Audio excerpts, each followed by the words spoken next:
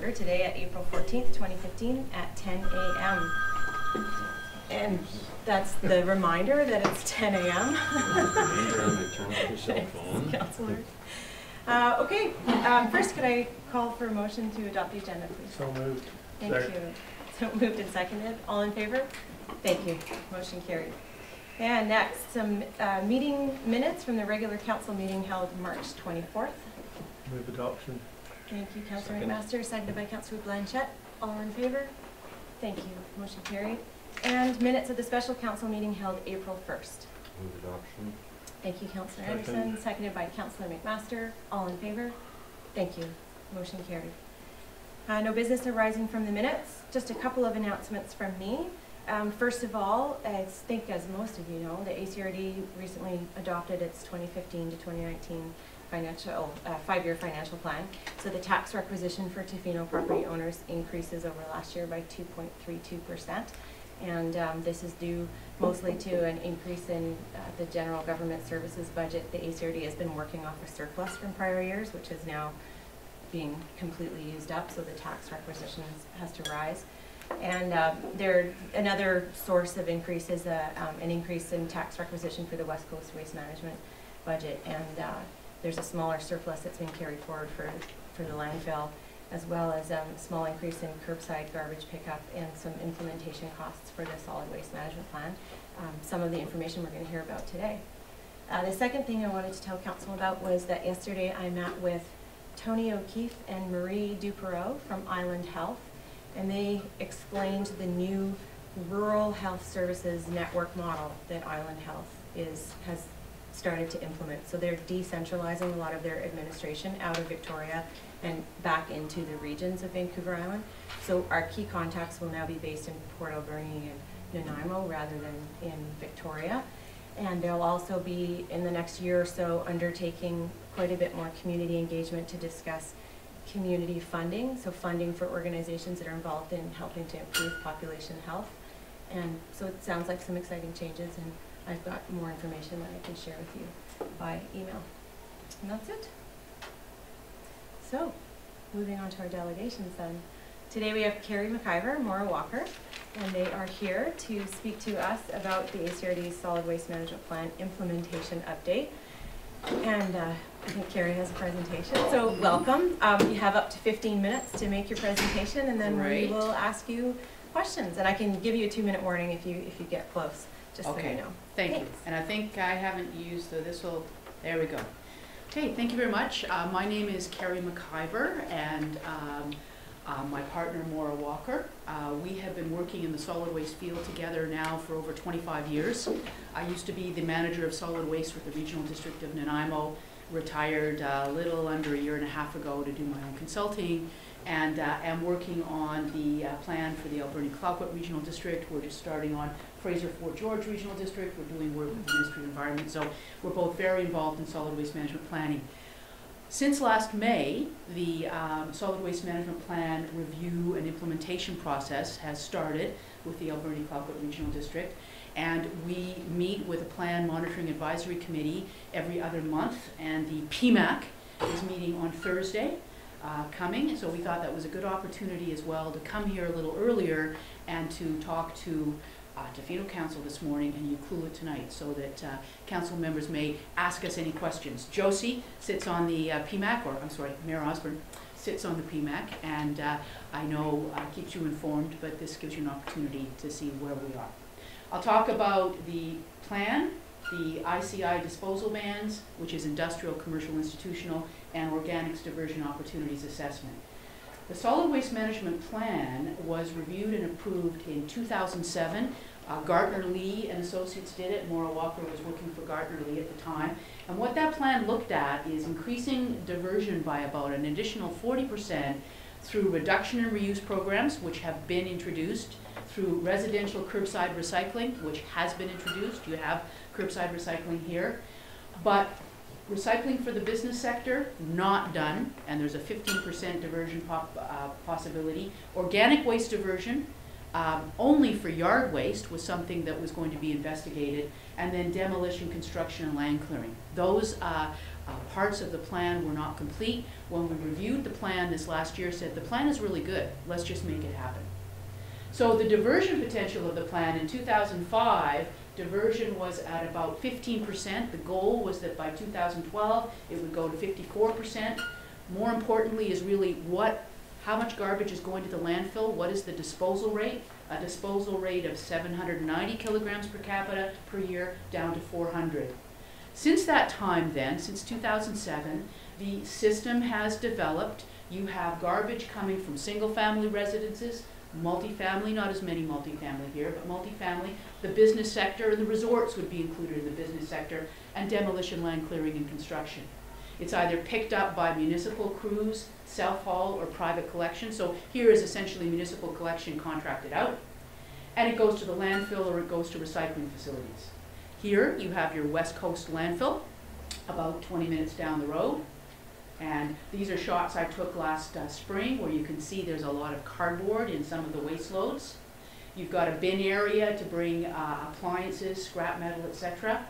There is the Tofino Recycling Depot back about 5 minutes down the road where you can bring all of your printed paper and packaging from residential sources and from business sources. And then there's a recycling depot in Euclid as well, both run by Sunbird Recycling.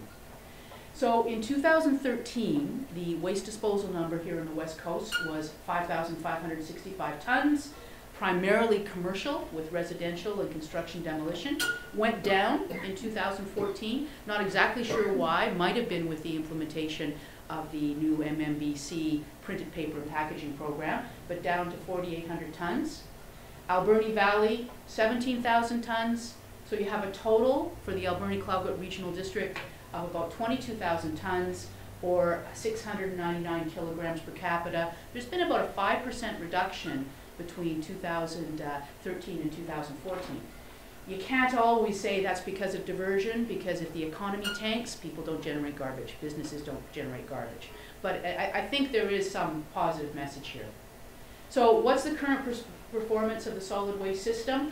The goal was to get to 400 kilograms per capita, and we're sitting at 700. So we have a long way to go. This graph shows what other regional districts in the province are doing, and you can see you can get as low as Cowichan Valley Regional District with under 300 kilograms per capita, and then up to the regional districts in the north where you're way over 800. So you're just above. The average was 570 province-wide, so Alberni-Cloudgut Regional District is a bit above. Not necessarily that you're trying to get to 300, the goal was 400, and I think that's really quite doable. So what are we doing to reduce that disposal rate? Essentially looking at bans on cardboard and organic waste diversion and construction demolition waste. The schedule was then disposal bans, and that's first thing. We're looking at organic waste diversion, I'll talk a little bit more about that, and construction demolition waste into the fall of this year. So the disposal bans, the whole idea here is materials such as cardboard, paper, metal, yard waste, or the stewardship materials that the pop cans, etc., that if there's a provincial stewardship program, to ban them from disposal when there is a market and system to collect them. You can see from these shots last year at the landfill, quite a bit of cardboard. So what we do with a disposal ban is the process is to find the diversion opportunities, to collaborate with the businesses, to then regulate through a ban of landfill disposal, educate and enforce. So the work plan has been to look at the diversion opportunities. They're not as easy here on the West Coast as they are in the Alberni Valley, but we're looking at there are many businesses already collecting cardboard. Collaborate with the generators, the haulers and the processors. Regulate through a bylaw amendment, which I'll discuss in a bit more detail. Educate, and then finally enforce. Hopefully you don't have to. So where we are with this is that based on discussions with the Plan Monitoring Advisory Committee, we determined that we better go out and get a better look at how much recyclables is actually in the garbage. And this is a shot last January in the Pineapple Express. It was so wet, but Mayor Osborne was out doing the dumpster diving at the landfill to just see what was there. We saw a lot of cardboard, scrap metal, a lot of construction material actually. Surprisingly, most communities you see a lot of construction material starting in the spring and summer. But here it was the winter because that's when the resorts aren't that busy. So we learned a lot about what's going on here. We did a drive-by. We would hope to walk by a lot of businesses, but it was so wet. But many, many businesses are recycling. You can see cardboard bins, or not cardboard, recycling centers at the resorts.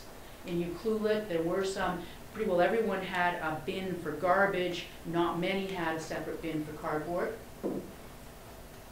So if you looked at what is the current diversion rate for cardboard right now, it's about 10% of the waste stream. You can do a calculation. There's about 334 tons.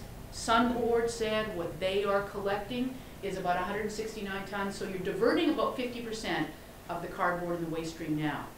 But you want to get that recovery up higher to about 70%, and that's where the ban comes in. So what we found is most businesses have a front-end garbage bin. Only a few businesses in both Tofino and Ucluelet actually had a dedicated cardboard bin. OCC is old corrugated cardboard. Most restaurants have a fat oil and grease bin. Some businesses just pile their cardboard beside their garbage with no protection from rain. For most, commercial separation isn't evident. From observing outside storage areas, might have been some separation inside, and the site visits to the resorts indicated a lot of source separated recycling, so very advanced in the resorts. Limited discussions with small businesses indicated that there was a challenge with cardboard recycling.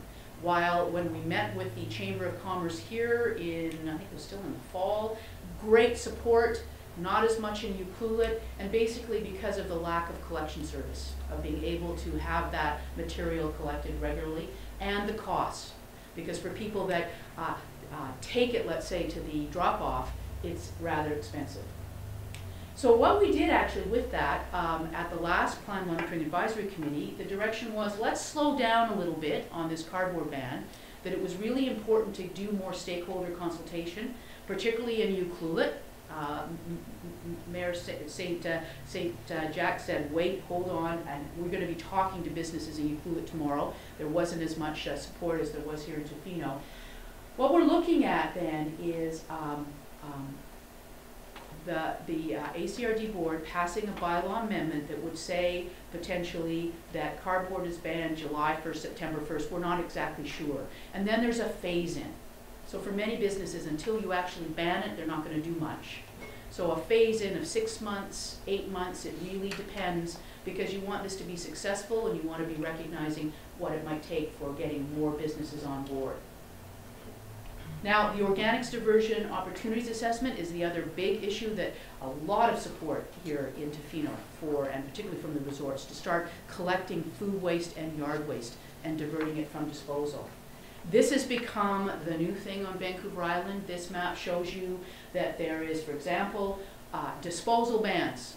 The first community to ban organics from disposal was the Regional District of Nanaimo. In 2006, we banned all food waste from disposal from businesses. And then in 2010-11, we introduced the residential green bin. Capital Regional District has banned organics from disposal. Metro Vancouver has banned organics from disposal. You have got facilities in Comox Valley, Nanaimo. There are 2 facilities up in the, I should say, Cowichan Valley and the Comox Valley. So we're looking at what would make sense here, if it makes sense. And this is a process. This isn't assuming that it's going to happen, but we're going through a process to determine how much material is in the waste stream, what would it cost, who would the markets be. The RDN waste composition study in 2004, where they went and said what's in the waste stream, showed 42% of the waste going to landfill was compostable organics. If you take that number to the West Coast area and say 42%, you'd actually have about 1,968 tons of material, so 2,000 tons. If you recovered 50%, that's about 1,000 tons. But a composting facility needs, for food waste and yard waste, it needs more of the brown feedstock. You need about 1,500 tons for a plant. So that's rather small, actually, in terms of facilities. So we're looking then at opportunities to reduce opportunities for collection, for processing, and for markets. Really important that if you are producing compost, that you've got a local market, that you're closing the loop.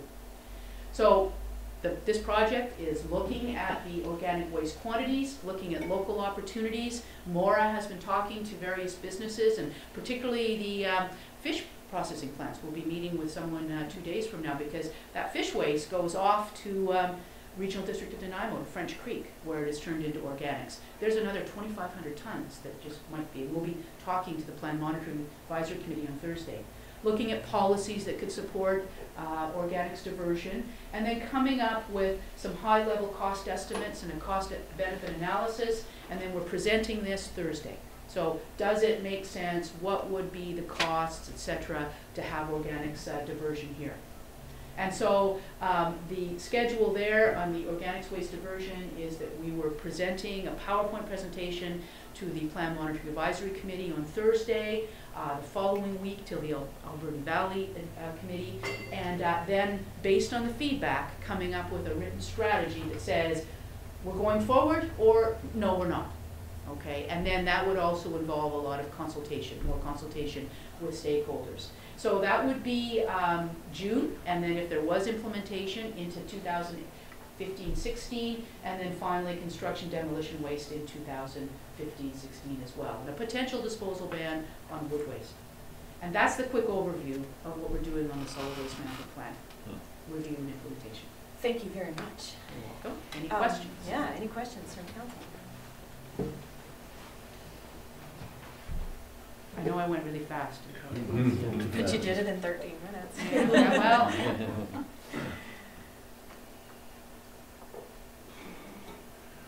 Councillor Byrne. Yeah, I'm just thinking some councillors were at the energy waste discussion, and I don't know if anything from those presentations is useful. The one I went to, I'd say no, because of the scale. But at least for Tofino directly, maybe the West Coast landfill. But I'd be interested to know if other councillors picked up on anything that might be useful for this discussion. And secondly, I'm interested in sort of the social enterprise aspect of kind of managing some of these kind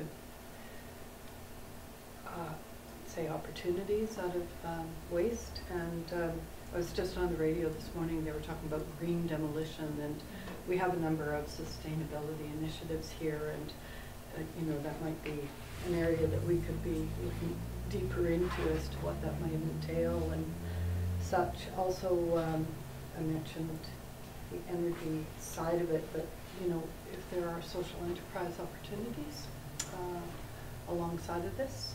Also, of course, a big concern for us here is how wet it gets, and really, how can we manage, you know, as small businesses or homeowners with curbside pickup, manage that, the weather factor in, you know, the recycling scenario. No, that's it's been a really very interesting experience, because every area is different. The Alberta Valley area is different than here on the West Coast. I think that when Maura and I were driving around during the Pineapple Express in January, we knew water is a huge issue, and whether that's what we're hearing from those involved in recycling, particularly Sunbird, is that it's too expensive to provide an enclosed cardboard bin. Most, like you go to Port Alberni and in Nanaimo, Victoria, you'll see businesses will have a container for their garbage and a container for their cardboard and other paper. Does it make sense here to do that? And that's one of the things we have to take into account. And yet you do need to have, you have to keep it dry, or the value of the material goes down. So that's a challenge. On the organic side, that is another challenge, that material, there's so much rain, it would have to be a covered facility of some sort to really manage that. But at the same time, so bringing it back to social enterprise, that if the material is collected and processed here on the West Coast, that compost material is used here on the West Coast. And we were really impressed with the resort owners saying they would use it. BlackRock said, we're spending $10,000 a year to bring compost material here. So this is the whole thing of really closing the loop. And this exercise doesn't say who's going to do this. I mean, coming out of when we present on Thursday will be, should there be a request for proposals for a private company to do it? Or we'll be meeting with the urban farmer right after this meeting. Like, are there local businesses that would do this? So I think that's a very final comment when you're talking about the AVICC committee, et cetera. I don't think the quantities are here for any sort of waste to energy. There's not really enough waste on the island for cost-effective waste to energy. But I think that the message here from that is, while some things make sense doing island-wide, I think that an organics diversion program is something that should be here. Just close the loop and do it here. Great. Councillor Blanchette. Further to that, I thought I heard you imply that we don't have the quantity here. We're about 500 tons a year short for and organics, commercial organics composting facility. Is that correct? Yeah, Maura and I will be looking at the numbers in more detail this afternoon and tomorrow, but I've sort of run them through, and I got actually from Conrad Fickner, I think you would have heard him on Saturday. He's also an expert on composting, and he was at a workshop about a month ago and gave these are typical cost per ton for capital and operating for composting facilities at a certain size. And the Alberni Valley exercise we're looking at about 3,000 to 5,000 tons. And he felt that the capital and operating costs that he had could apply there. But when you get down to 1,500 tons or 2,000, it gets almost a little more expensive. So we're looking at those numbers, but that's why talking to the fish plant owners, if you had more feedstock, you could come up with, I think, something a little more reasonable. So we're looking at everything. And the resorts, what are they doing? Because out of the food service business comes usually quite a bit of organics. Absolutely. What are they doing, and can they be folded? Are they included in this? Oh yes, in fact, that's where the energy's coming from. When we met with the Chamber of Commerce and stakeholders, Mayor Osborne organized a meeting. That was maybe November? Yeah, early December. But absolutely, Wickenanish, BlackRock going, you guys get some sort of collection program for food waste, we're in, and we will buy that material, we will use it. So that's the excitement. We're finding sort of for the regional district on the whole, in the Alberni Valley, the cardboard ban is a go, it's going to work, but the composting, businesses aren't that keen. Here, we've got some issues with the cardboard ban over just cost of recycling, but real commitment to try to see the organics diversion happening. And so we're kind of going ahead. I think we'll probably find that the strategy is going to be going ahead here on composting, and maybe in the Alberni Valley more on the bans on commercial cardboard and other materials. And that 1,000-ton figure, is that both Tofino and Ucluelet, or just Tofino? Yeah, and that's just taking here's the waste going to the landfill. Typically, here's the composition. There you go. There's the numbers. To add on to what Carey is saying, I would say that the resorts were so ready for this that they were talking amongst themselves about starting their own facility unless the ACRD, as the local government with this in its jurisdiction, stepped forward. So it was a good motivating. See, that's one of the issues we're sort of struggling with, is that for many of the resorts there are on-site systems. So see, what's interesting in that map I showed you, part of that was to go, it's happening. Metro Vancouver, they've banned organics starting January 1st. They've prepared so many helpful reports and studies. They have a whole report on on-site composting systems, so that, for example, you could have a central system at the landfill, or the resort could have something right on site. Not a backyard composter, but something that would actually be aerating and producing compost. So those are the things, but I don't think it makes sense for everyone to have their own on-site system. It might just be something that it is just the resorts. I'm not sure at this point whether it would be residential, because that would mean amending the contract that just was let for curbside. And there's not a lot of, go back to the numbers, there's only about 150 tons from the residential sector. The big sector here is the resorts, which makes it at the Plan Monitoring Advisory Committee with Parks Canada there, they love the idea of that landfill starting to be more of a composting facility than a landfill right adjacent to the park. So there's a lot of potential here, but we've got to do our homework. So the issue here is, this is a process. There's no preconceived notions, there's no decisions made yet, it's just gathering the information, talking to stakeholders, and then political decisions to move forward. Councillor McMaster. What's the predicted longevity of our landfill and the valley's landfill? How long have we got? The Alberni Valley, 70, 80 years, lots of capacity there. The landfill here, I think, I'm not an expert on it, but I believe there's no issue around capacity. But the issue is really more leachate management. Are the engineering controls that McGill Engineering have put in that they think is handling any leachate working? And as long as they're working, then I think the landfill's fine. But that's, I think, the only issue, any sort of groundwater and surface water contamination, but there's space. It's over 100 years. Okay. Councillor. Thank you. Mayor Osborne and I went to Victoria to a liquid waste management facility, and out of that facility came a byproduct that was sent to a composting facility and was resold for certain kinds of compost. I can't remember exactly what it was, but have you looked at all into some kind of marriage of the organic waste and the potential to tie in? And Quite familiar with that. That's been, and that's sort of the integrated resource recovery. There's trade-offs. If you mix biosolids with food waste compost, you'll get a product, but it has more limited use. And some of that use is more public perception of the fact that it was biosolids. But it's a good, I mean, up in Comox Valley, biosolids and yard waste are mixed and create this product skyrocket, and people buy it and use it. In the regional district of Nanaimo, from the 2 treatment plants there, the biosolids actually get land applied up on Vancouver Island forestry area to show how it grows the trees. And it's proven to be safe. It's up on Dumont Road, but the mountain bikers call it Pumont Road, so there are some, little downside to it. But that's something to look at as well. If you're, No, but that was what I was going to say. Are there any, like, if you're looking at improving your treatment, so what is your liquid waste treatment here? well, we don't. We only have stage 1, I think, Right. which is grinding. But we're creating a plan. That's what, so there is a liquid waste management plan, so that is something that could be looked at.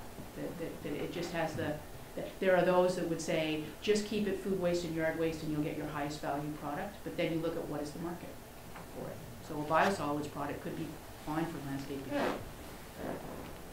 Thank you. Councillor. This is mainly geared for commercial, right, at the present time? Looking at the disposal bans, absolutely, because at your house, you have your cardboards picked up at the curb.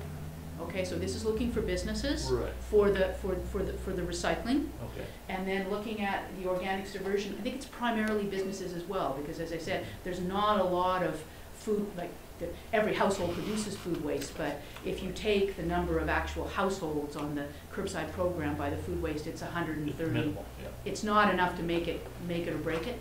Okay. Yeah. But that's not to say that residents might not say 3-4 years from now, when that contract is renewed, we'd like to have the green bin. What I really see happening is, as sort of seeing this business over the last 20 years, actually 25 years, where composting was like the next frontier. Now it's becoming business as usual. And when it becomes business as usual, people want it. They go visit their relatives in Victoria, Nanaimo, Vancouver, and it's green bin. And then there becomes this change. Even in Port Alberni, where we thought there wouldn't be a lot of support, talking to the Chamber of Commerce there, they said, you know what? I think it's getting there, that people would go, well, we want the green bin. What's it going to cost? etc. But residential and commercial. It just takes some time. One thing I just want to state is that, we've gone the curbside garbage or recycle pickup, particularly with cardboard and newspapers. We used to have, at least at my house, the blue plastic bags in which to put these items in. I was away on holiday, came home, I had 3 of these bags, came home, my bags are gone. When we inquired with Sunbird as to what happened to these, we thought maybe they got blown away, taken, or whatever. But we inquired with Sunbird, and they said, no, they picked them up because people were complaining that once they emptied them, they were blowing away. So they just took them. They were just throwing them in their truck rather than dumping the newspaper out.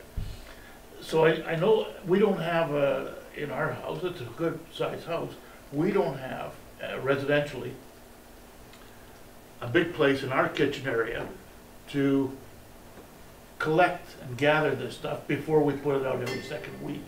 And I think it has to be looked at, that if this is gonna come down to the residential side, that we have to have maybe proper containers available. You talk about a green bin. If it goes residentially, that's basically, it's looking at the cost of providing a green bin and a kitchen catcher. Oh, okay. Our experience in implementing it in the Nanaimo area was we called the program Beyond Composting, because the initial reaction from even, because we have it in some of the rural areas, was, why are you doing this? We already backyard compost. And the answer was, it's beyond composting because it's beans to bones in the bin. It's chicken, it's cooked chicken bones, it's fish, etc. That all can go in, but you do need to have that convenient kitchen catcher in your kitchen. And you find once you've got the program, more stuff goes into the kitchen catcher than ever goes into the garbage. So it's a change, and everyone's different how they do it. Okay. So really good point. And so that I don't see us being the primary sort of focus right now. I think it's more on the business sector. Thank you. You're welcome. Councillor Blanchette? Is the advisory committee looking at any business models for this? Because some of these, well, all of them could either be handled by the ACRD as a municipal service, or farmed off to independent businesses, for profit or social enterprise. Absolutely, that is one of the issues, because it's looking to say, is there enough feedstock? Does it make sense? And then, okay, how should it be run? Should it be run by the ACRD? Should it be put out a request for proposals? Do you want fully private, public, etc.? So those are also that sort of, and if, will someone make some money from it, or is it a social enterprise, nonprofit? So absolutely. That's why it isn't something that's sort of done. I think this was the approach of saying that while we bring out our results on Thursday, then we have a bit more time to come back with a strategy that then would have to get debated of saying, how do you want to do this? Where do you want to have it? And one last question from me, where does our brown matter come from? Organics requires, my understanding, or composting requires a good deal of brown matter. We don't have much of it out here in You've hit the nail on the head. That's why, as I was doing the work, and I've got the Plan Monitoring Advisory Committee will see a lot more tables, but absolutely there's food waste, but you do need the yard waste. You need to supplement it. And so, for example, there's compostable paper in that waste stream, but there's not as much. There's some yard waste coming to the landfill, but there's not enough. So that's going to be one of the things too. Where will that brown matter come from? Good point. Shredded cardboard, maybe. Well, without taking away the thunder. Or the Sorry. But that has pros and cons, which we'll talk sure about it does. on Thursday. It could be so we'll see. I guess we'll learn more on Thursday. You will. So we can't really go ahead of what Plan Monitoring Advisory Committee gets to hear. Any other questions?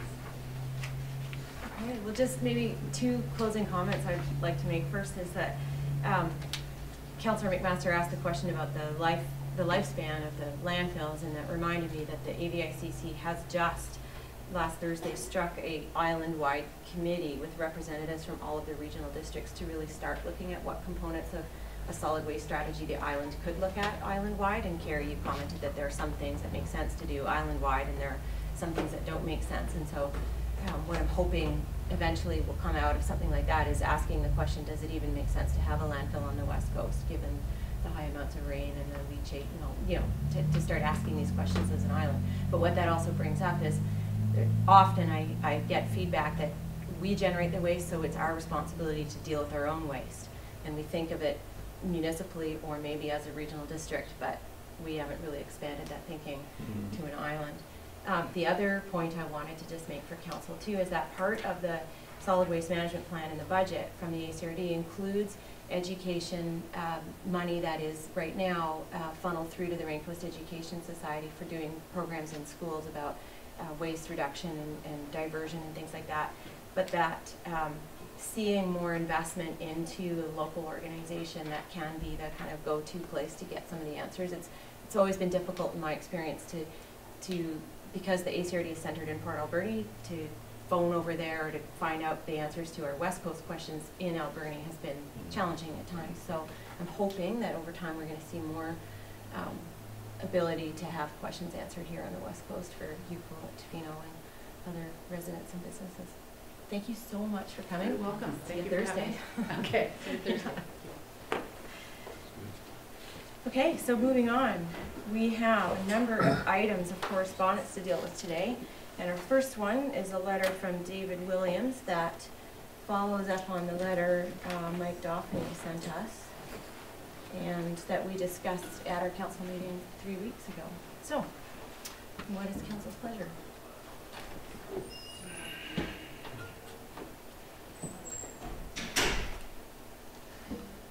Councilor Anderson.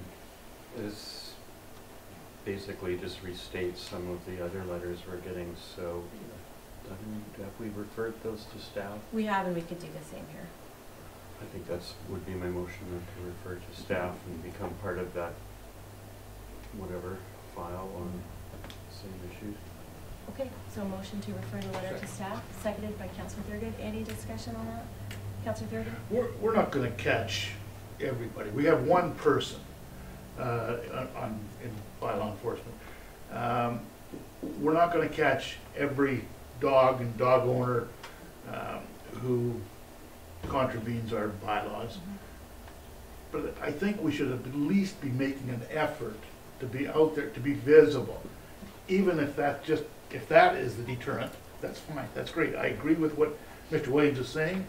Get out there, be visible, and you know, if you're with your dog, or even if your dog is not there, or pardon me, if you're not there with your dog, that's one thing. But if you're there with your dog, you will feel the obligation to do something. So I think we've got to be visible. But it's only one person, and you can't work 24 hours a day, 7 days a week. So. Thank you. Okay, any final discussion on the motion? Councilor Bart? Thank you. You know, I don't know quite what referring to staff means in this case, what we're expecting to come out of it, because you know, when I think of this problem, and you know, we spend effort and money looking at, you know, sustainability and criteria for quality of life and so forth, and these kinds of letters are an indication that quality of life is being impacted by behaviors that are just not acceptable, and that is dog owners allowing their dogs to, you know, pollute the beaches with, and walkways without, in parks and so forth, without any remedy. And so, you know, I'm hoping that there's that from staff we'll get kind of a report or direction on a number of threads. One is enforcement, you know, how to deal with that very directly, you know, to perhaps focus our one bylaw person on areas that are impactful and just hit hard on those areas and get the message out. That's the stick. The educational side of it, which is the carrot, like how do we do that? How do we generate that community pride? So I just want to say that I concur with Councillor Thurgood that, you know, it needs to be something when we're referring to staff that we're expecting something to come back as a plan of action on this. So council has twice had long discussions about dog issues. We have made a motion, and we have about 6, 8, 10 weeks ago where we referred and we asked staff very directly for a report that will come back. I think by referring this letter is, it's appreciated. It expresses a sentiment that we know is important to community members, but it doesn't add any new information. So that's why I think referring to staff is appropriate, because it just reinforces what council and other letter writers have already said. And we can talk about it more if you wish, but that doesn't answer my question about when we say refer to staff, what that means about our expectation about what's coming back to council. I think council's expectation is based on the motion that we had already made previously, that we discussed at the last meeting again as well, that we have asked our staff to come back to council with information and recommendations around animal control bylaws, that we're waiting for that report. And if council wishes to emphasize the importance of that report, fair enough, absolutely. Councillor Blanchette? Yeah, it was my recollection is that it was a review of the animal control bylaw, which I believe is flawed and does need to be rewritten. But this issue is bigger than that. There's no way this dog feces issue can be solved by bylaw enforcement alone. And I would be inclined, I'd like to hear what council has to say about it, to instruct staff to actually create a punchy media campaign based on civic pride, on areas like that, that we, as Councillor Baird suggested, hit hard on bylaws in certain areas at certain times with the idea of dogs at large, which I think is probably causing a lot of the uncollected feces problem. And also that we as a district lead a media campaign around civic pride and put the issue out there. I think that's all we can do. It doesn't serve us as a council or the district well for us to keep discussing every week or every meeting another round of letters that come up about the same problem. I can only see two things we can do: a little bit of targeted bylaw enforcement and a media campaign, because this is not our problem, it's the town's problem, and there's no other way I can think of to solve it. Thank you. Councillor Durgan? I'd like to make a friendly amendment that all three of these letters, the next two that follow, are dealing with basically the same issue. Can they be incorporated with the motion? Right now, we're just discussing item 8.1, so Okay. no, but. Councillor McMaster? I agree with what Councillor Blanchette said, and I think the last meeting we talked about that we need to get some civic pride going in this town, because it's not just dog feces, there's other problems that occur in the summer and throughout the year, and I think some of those things have just disappeared in generations, so I think it would be good to have something that could go out to all the resorts and all the residents as to what sort of behaviour is expected to live in this town, basically respecting the neighbour. Councillor Anderson? Yeah, I agree with that, and actually some of this is my idea. I think I've spoken to some council members about some specific ideas I have around a publicity campaign. I'm not prepared till I do some research on that and talk a bit with staff, look into what's happening to propose anything specific. But I agree that some public education and some around civic pride, making it maybe part of the ambassador program. There's several places I'd like to see it hit at once, and also to get some idea of the cost of that. I think that involves signage, advertising. It's not. I think $10,000 probably wouldn't even do it. So I'm all in favor of doing that, but I think we have to figure out what that entails before we make a motion to whatever, start a campaign. We've got to realize what kind of budget we want to put towards that, how many places we want it to go. So at this point,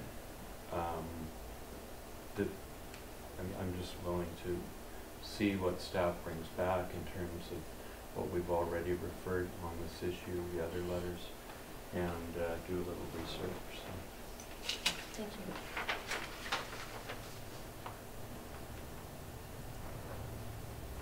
Councillor Blanchette? Just quickly, I agree with what Councillor Anderson is saying, but I would also say that the time to act is now. If we put it off until summertime, then any advertising campaign we put out will be lost in the flurry of summer activity. We either do it now or we don't do it until fall. Thank you. Do you have any comment that you'd like to add? I think that sort of naturally, as bylaw enforcement has been described several times to council, part of bylaw enforcement is education. So if we're coming back to council with a report on, making improvements to a bylaw, I think the natural part of that is, what's the end, if the end objective is to have fewer dogs at large and less remaining dog feces around, I think that there's sort of a natural part of that is public education, even as was described a few minutes ago about solid waste. So I don't think that any of what's being talked about here is unexpected or something that we weren't going to do anyway. Again, it's a matter of it getting to the top of our work plan, and appreciate that the summer season is upon us. We'll see what kind of resources we can make available maybe from outside of the organization to get this done. Thank you. Councillor Thurgood? Just any idea, time frame wise, when we might see a report back from staff that Councilor Anderson and we have asked for? At this point, no. I mean, it's in the queue for a report back to council. The preparation of the bylaw does take some time, and we're just not there. As I said a minute ago, I think at this point we can see if there are some outside resources that we can apply to this and make it happen sooner rather than later. So I don't want to overpromise here. Am I understanding that the CAO is saying there's a problem with our bylaw as it is, that we cannot enforce it? No, there isn't a problem with the bylaw as it is. This goes back to the direction that the council gave to staff some weeks ago, which is review the bylaw, particular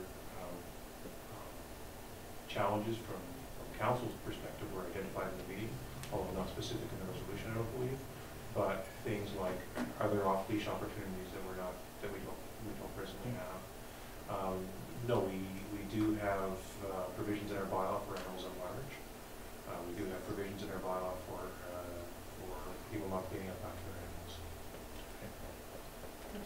Councillor Becky? Yeah, thanks. Just two things. One is in listening to other communities and discussion about that, there's a reference to one community that actually you can be fined if you're walking your dog and you don't have a bag with you. You can't demonstrate you're carrying one.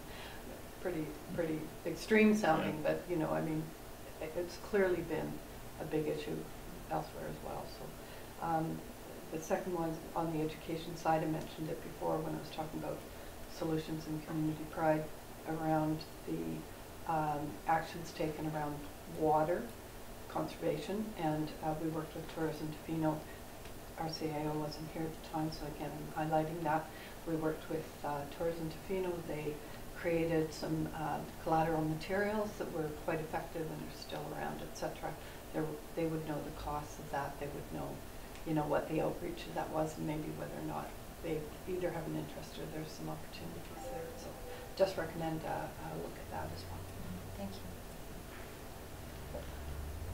Okay, so right now the motion on the floor is to refer the letter to staff, and it will definitely get incorporated into the work at hand. Is there any final comment? Call a question. All in favor? Thank you. Anything else on this letter, or can we move on? Okay, we'll move on. Thank you. So, correspondence from Mara and Robert Love regarding dog waste bags.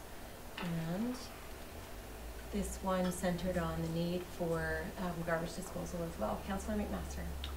I think the last meeting the CEO mentioned that we're looking at getting some small garbage cans that will fit on it. So do we know the expected delivery? I don't know at this time. Okay. I'll see if I can find out in the next half. I've certainly noticed small bags. I'm not sure whether it's because of white or not instead of green, but they're definitely more prevalent. My one question relating to these bags is when, years and years ago, I think when Surf Rider first put some dispensers in, we used to have biodegradable bags. And now, well, we seem to have gone to plastic bags, yet this town made a name for itself by almost banning the use of plastic grocery bags, yet we seem to be condoning the use of plastic poop bags. Is there I mean, I don't really know what a biodegradable I can bags offer- actually were. I can offer a little insight on that. Yeah. I actually remember this discussion taking place before, and because you order in bulk, the bags were disintegrating before they were even getting into the dispensers. And so maybe technology has changed and there's a better quality biodegradable bag, but the ones that the district used to have just didn't cut the mustard, so. But now we have more dispensers than we used to. Yeah. We used to have 2 or 3, and now we have a lot more, so maybe we should look at it again. And if I may comment on biodegradable plastic, it's, see what kind of trouble I can get myself in. But it's not truly biodegradable. You end up with smaller pieces of plastic in the environment, not an inert product, so you just end up with smaller pieces of plastic. There may have been, that's 2 years ago was the last time I looked at this issue, but there may have been some changes, but it truly is not something that becomes inert in the environment, just becomes smaller. So, I mean, my preference is, it's a plastic bag, it ends up, getting buried in the landfill. I'd rather that it had the chance to actually survive and do its job rather than turn into small pieces of plastic. Yeah, I don't know, so that's the question. I do know somebody who was looking at reinventing plastic, so maybe that's happening by now. But I think it will help having garbage Yes, cans. and that's, and we think we found some solutions so that garbage doesn't end up inside of it. We want to do it still on a trial basis to see if people pile garbage around it. Okay, thank you, Councilor Blanchette. I think the letter writer's suggestion was useful, to have them at the street end of all the beach access paths rather than at the beach end, which I imagine would make it easier for district staff to empty the garbage cans as well. And I think it's important, they mentioned in their letter that the astounding phenomena of poop that's actually been picked up in a bag and then the bag has been left or thrown into the bushes or something. So I think it's important to have associated with every dispenser a receptacle as well for full bags. Thank you. So what's council's pleasure with the letter? Councilor Burke? I move to refer to staff. Thank you. Is there a seconder? Thank you, Councilor McMaster. Okay. Any discussion on that? Call the question. All in favor? Thank you. Motion is carried. Can I make a motion as well to write a letter to the letter writers, a response? We thank them for the constructive input and for their cleanup efforts. Thank you, Councilor Blanchette. Is there a seconder for that motion? I thought we always did that as by common practice. There is a letter that, every time a letter comes to council, a response. It is acknowledged. I don't know if it's that kind of wording exactly goes into it, but the correspondence is always acknowledged.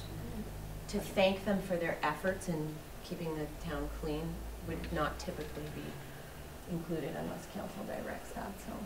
Then I'll No. second. Okay, thank you. All right, any discussion on that? Okay, all in favor? Thank you, so that motion is carried too. Thank you, Councilor Blanchette. Okay, correspondence from Brad Dusseault regarding several things, which we could take issue by issue or at council's pleasure, deal with it in another way. So Mr. Dusseault writes about a number of things. He writes about dog feces again. He writes about videotaping of council meetings, and he writes about water rates.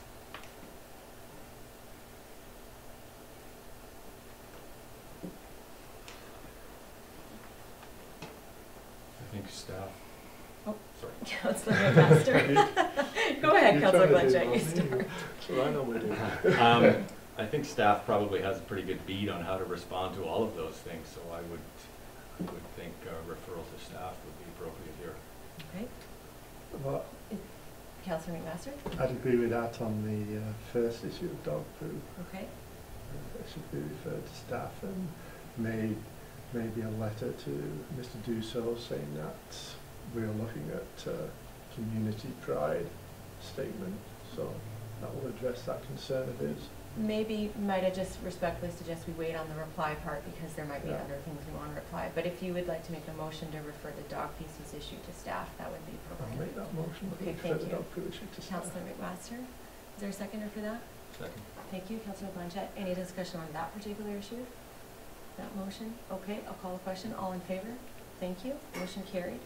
Okay, second, Councilor McMaster. Second issue, I mean, I applaud Menno's efforts for videotaping the meetings and putting them on Facebook, but I've certainly noticed a lot more use of survey monkeys, not only by the mayor but also staff when we're doing things. So I think it may be worth just pointing some of these things out to Mr. Dusseault in a letter. And if he thinks that's insufficient, I'd like to hear from him. Okay, Councillor Bart? Yeah, I too had wondered if he was aware of the a mail list sign up, because you know, if you're on that list, you're certainly going to get any of these kinds of communications that he's asking for, and which, from my point of view, have been quite frequent in the last while. So,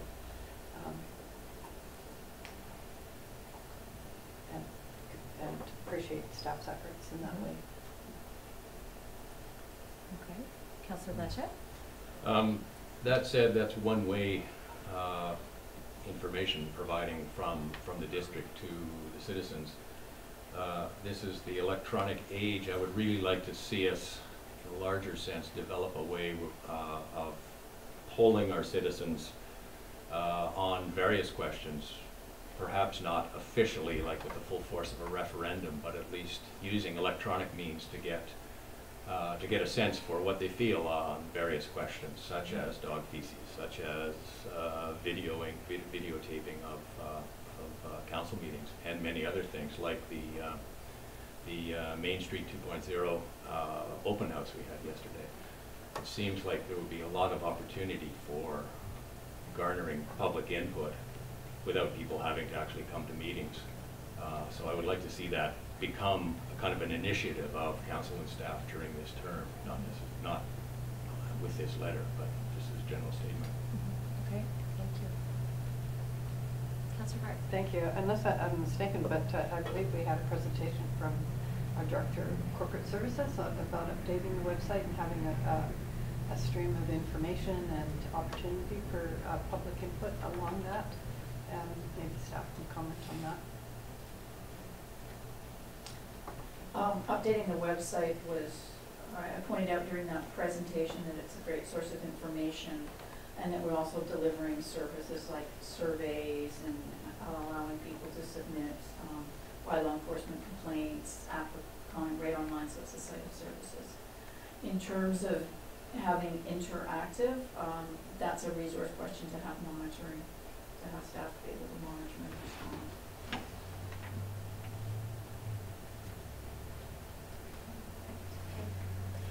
There is direction from council several years ago around the creation of a communication strategy, and it hasn't been something that's floated to the top of council's strategic priorities in the past few years.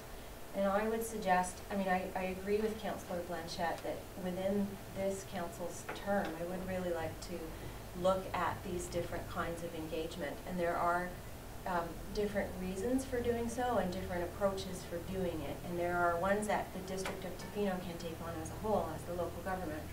There are ways that individual elected officials or a body of elected officials can do it. And that kind of input and feedback may be slightly different than what staff would be seeking.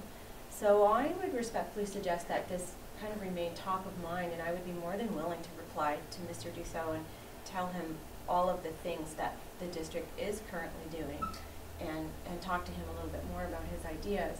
But to echo a kind of a sentiment that Councillor Anderson's already presented today, I think this takes some time to really think about and to do well, and to think about staff capacity, and as well as even things like the internet capacity and ways, because other jurisdictions like the City of Nanaimo and the City of Victoria have moved into doing online town hall meetings, and they use social media, and it takes a lot of staff time to manage. So it's a commitment of their council, certainly, but it isn't inexpensive, at least in terms of time. So I think it's something to put some thought to, but we won't reach a definitive decision today, that's for sure. Councillor Anderson? Well, just, I mean, we did look into, not on this term of council, and this is fairly early into this term, but last term communications was high on strategic priorities, and that we backed away when we looked at the costs of even broadcasting the council meetings, which everyone wanted to see done. The cost of that was fairly high, as well as the cost of keeping that as archival material. And so, I mean, that's slightly different than what's being asked for here. But as you see, as we saw there, it can be fairly expensive. And then you ask yourself, do you want another bylaw officer to improve parking, and or do you want somebody to improve communications? And you've really got to pick your battles, or I guess, because any one of these initiatives is $30,000 to $60,000 a year, and then once you commit that, that's the expectation that it will happen year after year after year. And so, yeah, it's we'd love to be able to do everything, but I don't think people would love to pay the taxes that it'll cost to do it. That's what it comes down to. Everything costs money, and it's done at a public level with a high level of accountability and record keeping behind it, and that's what it comes down to. Thank you, Councillor Anderson. Councillor Blanchett? That said, technology is galloping along, and at the AVICC this weekend there was an open space meeting on public or on council communications, and I wasn't at the meeting, but I took a photo of the notes from the meeting, and one of the notes was this application called Google Town Hall, I think, or Google. Anyway, it cost $300.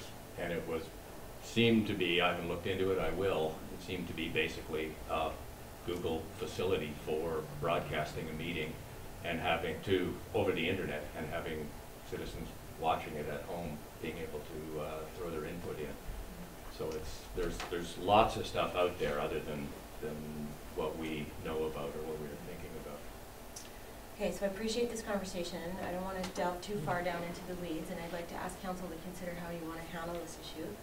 I've suggested that I would be willing to talk to Mr. Dusseault and write a letter, but... I'd make a motion that you write a letter to Mr. Dusseault, because I believe he doesn't fully comprehend what we are doing or what is available Okay, thank you. in that particular case. Okay, so the motion is for the mayor to write a letter and reply to Mr. Dusseault. Okay, thank you, Councillor Bart. Any discussion on that? Yes. Just a clarification, is this letter about dog feces as well, or just about public input? I'll write specifically in detail about the public input. I'm sure I'll mention what we did with the dog feces issue. Yeah. He'll also receive a letter from our staff acknowledging that he got the correspondence was received and dealt with, and how it was dealt with.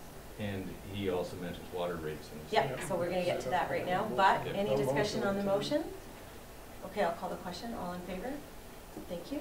So that motion carries. And then, yeah, his final issue that he writes about is around water rates.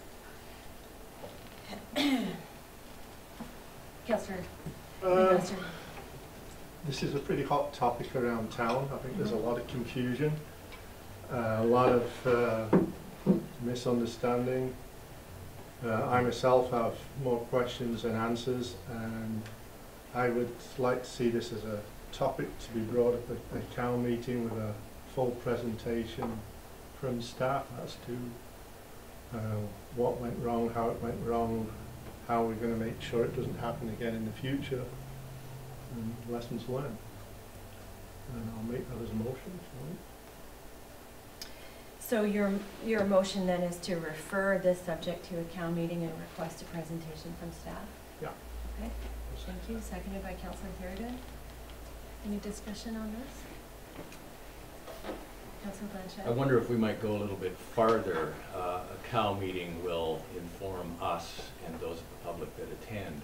But one of the suggestions at this AVICC Council Communication meeting that I didn't attend but saw the notes of was when there's a contentious issue such as this one, that council or staff produce a white paper, what they called, which I'm not sure exactly what that is, but an information paper that would go out and be available to anybody, a short explanation of what actually went on, well, what Councillor McMaster was saying.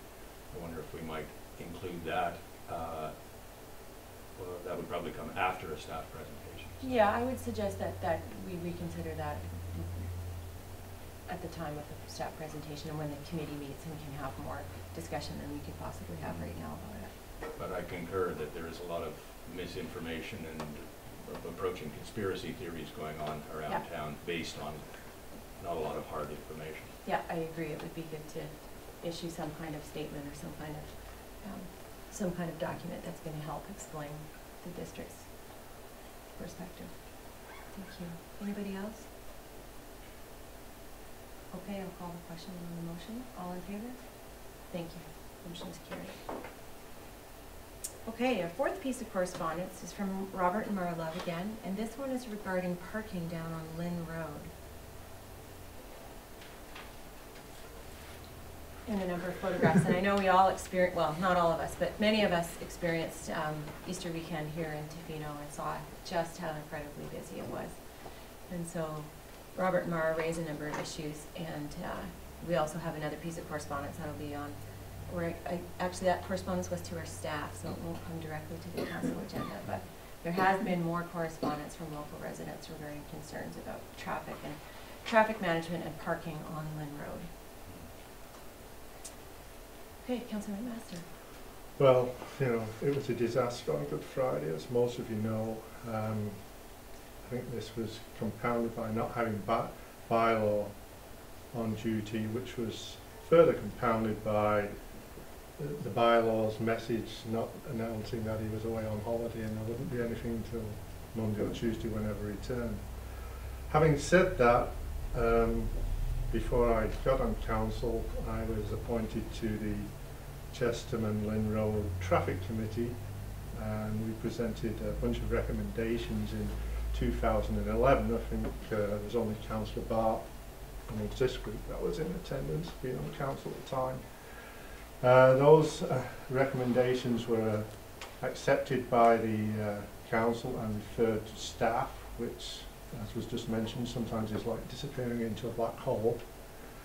The primary purpose of the survey and the motions was to deal with parking, number one, and speeding, number two. Speeding was tackled a little bit, and nothing has really been done on parking. And if I may, I'll read you the motions that were presented to the council at the time, because I know none of you are around. The first one was to modify existing signage to permit parking on one side, ocean side, of Chesterman Beach Road and Lynn Road only, and enforce the existing bylaw. There will be zero tolerance for parking within 6 meters either side of the newly placed speed bumps. So again, enforcement, and I can tell you there's been no enforcement on the speed bumps. Second recommendation was to expand the Mid and South Chesterman parking lots and investigate land behind Solwood. Third recommendation was if and when the Middle and or South Chesterman parking lots are expanded, motion one, which was the parking on one side, will be reviewed and a complete ban of parking on both sides of the road will be considered. And the final recommendation was recognising that parking is a problem throughout the district and not just Chesterman Beach Road and Lynn Road, at least 4 wheel clamps should be purchased to aid with parking enforcement district-wide. Any revenue generated would be put towards the purchase of more wheel clamps if required, or bylaw enforcement. So that was in 2011, and I've been on council ever since, and we've had nothing back from staff. And this is a problem that is, it's not getting any better, it's getting a lot worse. And then I'll just read something from a parking management report for Victoria, and it says that evading parking regulations is a folk crime. Many otherwise upstanding citizens who otherwise never steal will proudly ignore parking regulations and evade pavements, reducing their effectiveness. Improving enforcement supports parking management. So I think we're at the stage where we've got to do more enforcement. I've heard people talk about education for the past 6 years on council, and I think we're at the stage it's time to shoot the teacher. So I want to see more enforcement. Thank you, Councilor McMaster. Councilor Bart. Yeah, thanks. In respect to Councilor McMaster's comments, there's a number of threads I'd like to follow up on. One is the black hole. We did previously often get reports where of two kinds. One were the number of motions that councils passed directing staff to do certain things. And when you get it back as a full report, it's pretty staggering often to see how work is transferred at the same time, so are strategic directions and priorities. So it speaks to that question of where do things go. They go into a long list of things to attend to, and depending on how council prioritizes things, that depends on what surfaces. The second refers also back to earlier comments about for example, the communication strategy, or in this case is parking, the parking resolutions that happened, not the recommendations that Council McMaster read, but there were resolutions that came out of it. I think mostly referred to staff. We used to get kind of, I think they were called gap reports or something like that, but you'd take, say, according to strategic plan or whatever, these long list of action items that the council had identified, and we would get a report at our CAL meetings, probably quarterly, as to where things were at. You know, they were ongoing, nothing was happening, or they were near completion or whatever. And I think reinstituting that would be helpful, although again, you know, it's another piece of work that it also would kind of alleviate council members' needs to bring things up and maybe make new resolutions, kind of redirecting on things that we've already got going. Thirdly, the speed bump remedy did happen. The signs did go, but council has prioritized about parking, both enforcement and staffing levels and so forth. I think the education thing is very important, but it's also, it's the same carrot and stick. You know, you need those elements to say, this is not tolerable, we're not accepting it, this is where we're going to go with it, and demonstrate it, whether, you know, it's will clamp on and so forth. But it's also planning. You know, yes, we only have one bylaw person, but, you know, I know that in my own business, if I'm staffing and I have to make choices about staff resources, I'm going to align those staff resources to what the need and demands are. And we have two thrusts of need in bylaw. One is the sort of administrative day-to-day work that has to be ongoing, and second is on the ground enforcement when things are happening, and that tends to be, especially on long weekends, prior to the season, every day, obviously in the season when we hire more staff. So I'd like to see more alignment of bylaw hours to these kinds of scenarios, and long weekends, March, April, May, you know, would be a priority in the off season. Thank you. Councilor Thurman. April generally is probably the third busiest long weekend that we have in the year. Because July 1st doesn't necessarily fall on a weekend. It could be a midweek. So you have the April long weekend, Easter long weekend, sorry. You have the May long weekend, and you have the August long weekend. Those three are the busiest that we have. I didn't realize until after the weekend that no one had been working, and that's apparently from past practice the last 3 or 4 years. There hasn't been anybody working by law enforcement.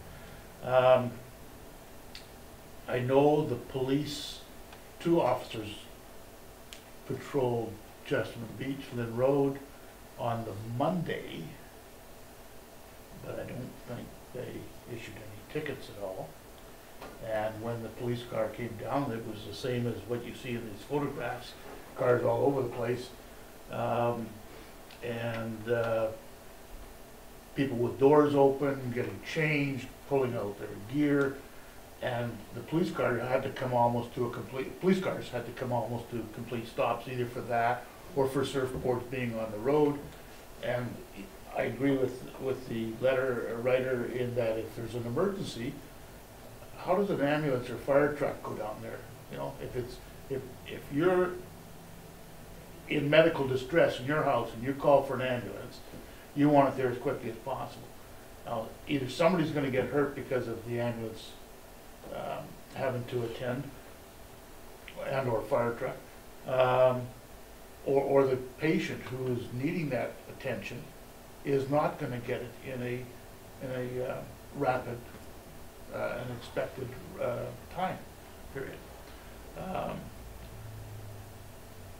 I like the idea, as Councillor McMaster mentioned in one of his comments there, about looking into behind Solwood. There's a right-of-way there that could maybe we could look at it to alleviate some parking. It doesn't happen every week on these roads. It's the long weekends or when special events are happening.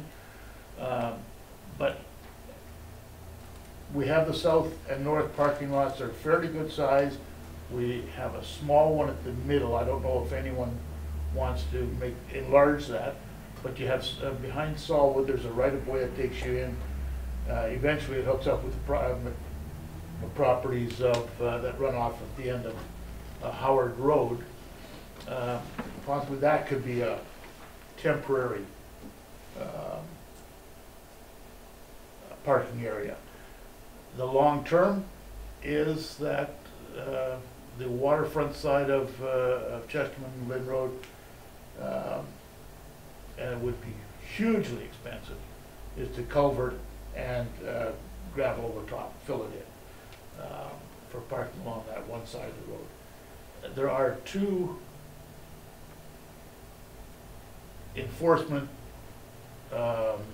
capabilities for the RCMP to enforce, and that's the Motor Vehicle Act for parking.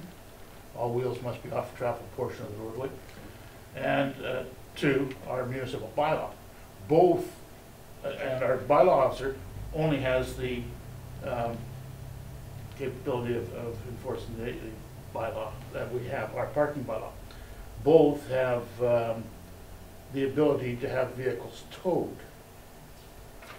And I think it's time that we really got to look at this.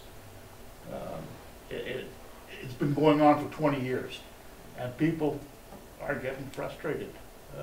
Residents on these roads and other residents in the community are getting frustrated with the problems that are reoccurring. The same with the dog feces issue. That's it. Thank you. Any staff comment on? A few comments. Easter weekend did catch us by surprise, and I appreciate the comments that councillors have made about Easter weekend. I was not here Easter weekend of 2014. I was here Easter weekend of 2013, and completely different in terms of busyness. Hotel rooms, all accommodation fully booked apparently some weeks before. We learned after the fact, where that was not the case 2 years ago. And I actually was on Lynn Road 2 years ago on Easter Sunday, and just not busy. I mean, it follows weather. The pattern follows weather. It follows the swell, and we were caught by surprise. One of the things that we've asked council to consider is extending the season for a seasonal bylaw officer, so that we can start getting weekend coverage sooner in the year. And we probably could have taken these letters and photocopied them and changed the date to November of 2014, because we have very similar use patterns on Lynn Road, Chesterman Beach Road, last Remembrance Day weekend. So some of it is kind of be careful what you wish for, it might come true. We are starting to extend the busy season, and we're having some catch up to do here in terms of being ready to deal with these things. So we're doing a couple of things. We do have 7-day-a-week coverage, as council knows, starting next month. The concern about emergency access, I've spoken with the fire chief, and he's going to be getting on Lynn Road, Chesterman Beach Road on weekends to see if there truly is a concern about emergency access. And let's hear it from people who have expertise in this and really we'll be out on calls. Then some of the letters also dealt with, the bylaw message.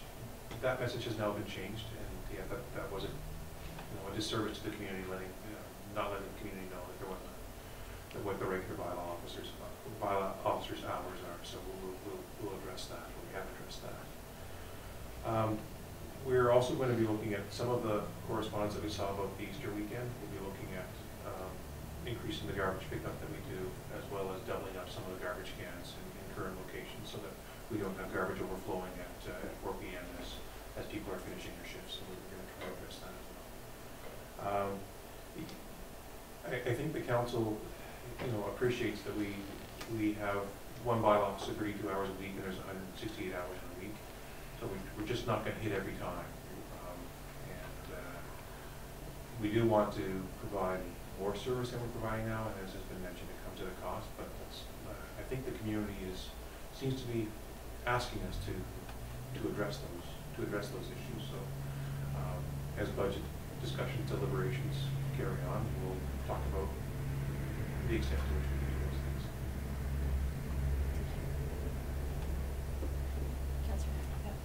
Back to the education piece. To serve schools, and there are many of them, and their clients bring their cars to the beaches as well and change perhaps in the parking lot. I think we need to be a little more kind of direct with the surf schools about expectations of how they manage their business operations and impacts in terms of the parking lots and beaches and so forth. I have talked in the past, first of all, the lot up by Solwood is dedicated park, as my understanding, so there would have to be quite a lot of process around making any changes there, I think. But we do have a piece of property kind of out of the zone, but not so far that people can't park and walk, which is near Duffin Cove, I believe. That corner property is ours across from, or is it the Dolphin? We have a corner property quite close to Chesterman Beach. Also across from the Dolphin. Yeah, that could actually be created into an overflow parking, perhaps without impacting the beach directly and further. Just mentioning that as a thought. And thirdly, from Councillor Thurgood's comments about the RCMP and their willingness to work with us on priorities. Myself, I'd rather see RCMP handing out tickets for people creating infractions on the BC roads legislation than our bylaw. I'd rather that message came not on district letterhead if there's other ways to do it in terms of the messaging. It just saying. Yeah. Thank you. Councillor Anderson. Just a little comment on some of the ideas of parking lots. Yeah, that'd be great if people actually use them, but people park right next to where the best waves are, and that's usually somewhere, not even at right near the north parking lot. The south end parking lot can be empty when this is happening if the waves are there. So I'm not so sure if people would use a parking lot at Solwood unless it was completely banned parking on the road that forced people there and it was patrolled. So it all has. I think all ideas are worth looking at in terms of the way it's managed. But there's a couple things that are happening that are big impact on this. There was no snow at Mount Washington.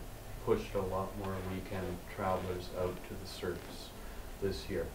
The snow surfing is more popular than ever, and also we're advertising Tofino as a place to surf. Surf is one of the biggest attractions here, and it's growing, and that's what we're saying we want to happen. We want to attract surfers here.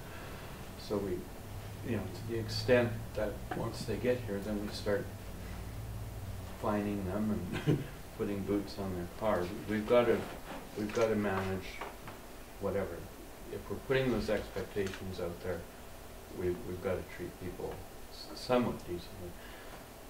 Doesn't mean that once it becomes a safety issue, public safety issue, that something has to be done.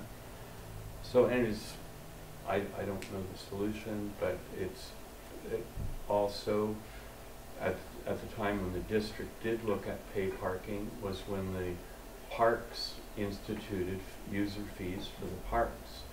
And this is the scenario that we thought would develop over time, is that because you have to pay to go to use the surf in the park and leave your car there, that surfers would be pushed onto the Tofino beaches. So I think that has something to do with it as well. I'm not suggesting pay parking, but all these things have an impact and they've built up over time, and now we're seeing the result of it. The other thing I think that's happening is that the surf schools prefer Chesterman's Beach to Cox Bay. The surf is a little milder, possibly for the beginner, and so this is the preferred area for beginner surfers as well, and also at times Cox Bay can be really too dangerous to bring some beginner surfers. So parking's the issue now, but there's a lot of different things impacting that to why it's happening, particularly on Lynn Road. So I just wanted to throw that out there for information. I wish I could offer a single solution.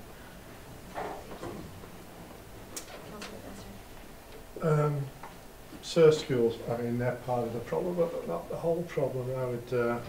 I would like to see it get together with all the surf schools to see if we can work together to come up with some solution. I know I've talked to a few, and they would be, the ones I've talked to would be interested if we could dedicate a lot or a portion of a lot to the surf schools, and they would contribute to some of the costs. So I think it's worth getting the surf schools all together. And I don't want to just pick on the surf schools because they're not the whole problem, but they are somebody we could possibly work with. So I would like to make that as one motion, and the second motion I would say that we need to look at the other parking possibilities as was recommended in the 2011 report, which would be expanding Mid-Chesterman, because I know we have some more land there. South Chesterman was the feeling at the time, the staff said if it was reorganised better that could get more cars in, so that's not really an expansion.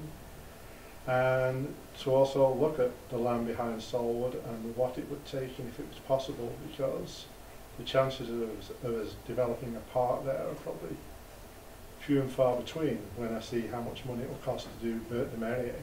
So maybe we should look at the temporary parking lot. So I'll make that as two motions if you want.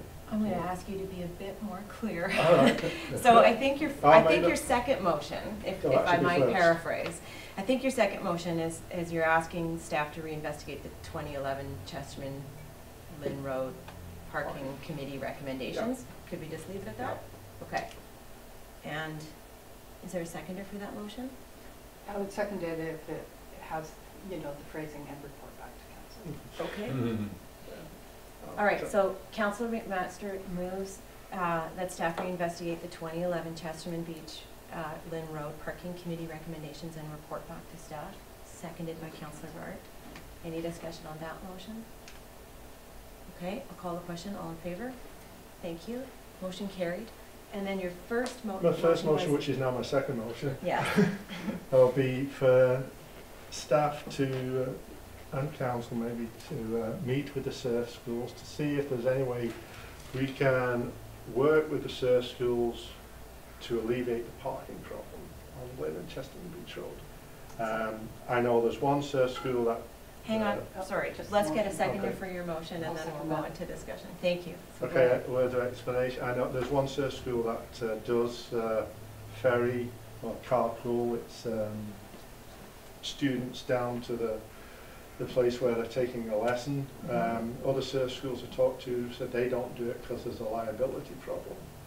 So I don't know whether, what is true and what is not. But I think they realise they're part of the problem and they want to work with us rather than face an outright ban or anything stupid like that. So I would say we should try and do that before summer hits us. Thank you. Councillor Bart. Yeah, thank you. The motion is that to meet with the mayor council. The motion is for staff and council right now. Staff and council. So Okay, I just we wanted to can- be sure that the staff are part I of don't think that implies all of council. Yeah, good. Okay. And secondly, I think that if we're having a meeting with the surf school, it could be parking and other issues, because I think that it's long overdue to have a kind I'm of sure little those things open will space come or up. summit meeting or whatever you want to call it. I'm sure those things will come up naturally, yes. Okay, thank you. Do we Councillor want to do Blanchett? that through the chamber or? Let's not get too complicated. I know. I mean, I think the intention is what is appreciated here. The intention is, before making up minds about something, go to the users themselves and discuss solutions. And I think you're right, Councillor McMaster, that quite a few of the surf schools have confirmed that they would like to be a part of the solution and being proactive to deal with this now rather than waiting for another busy long weekend or for community resentment to build up is not a wise idea. So, Councillor Blanchett? I fully agree that talking to the surf schools is a low-hanging fruit that might alleviate part of the problem. I do think, though, looking at photos like this, that most of those people, the sort of long weekend crowd, are from the Lower Mainland or other parts of Vancouver Island. They come charging up here, they check the surf, it's going to be a good surf weekend, and there's no snow on Mount Washington, so they come charging up here, and they will just park as close to the waves as they can, as Councillor Anderson pointed out. And, that's part of the adventure. So I don't think education is going to have much of an effect on that segment of population, the sort of long weekend gung-ho crowd.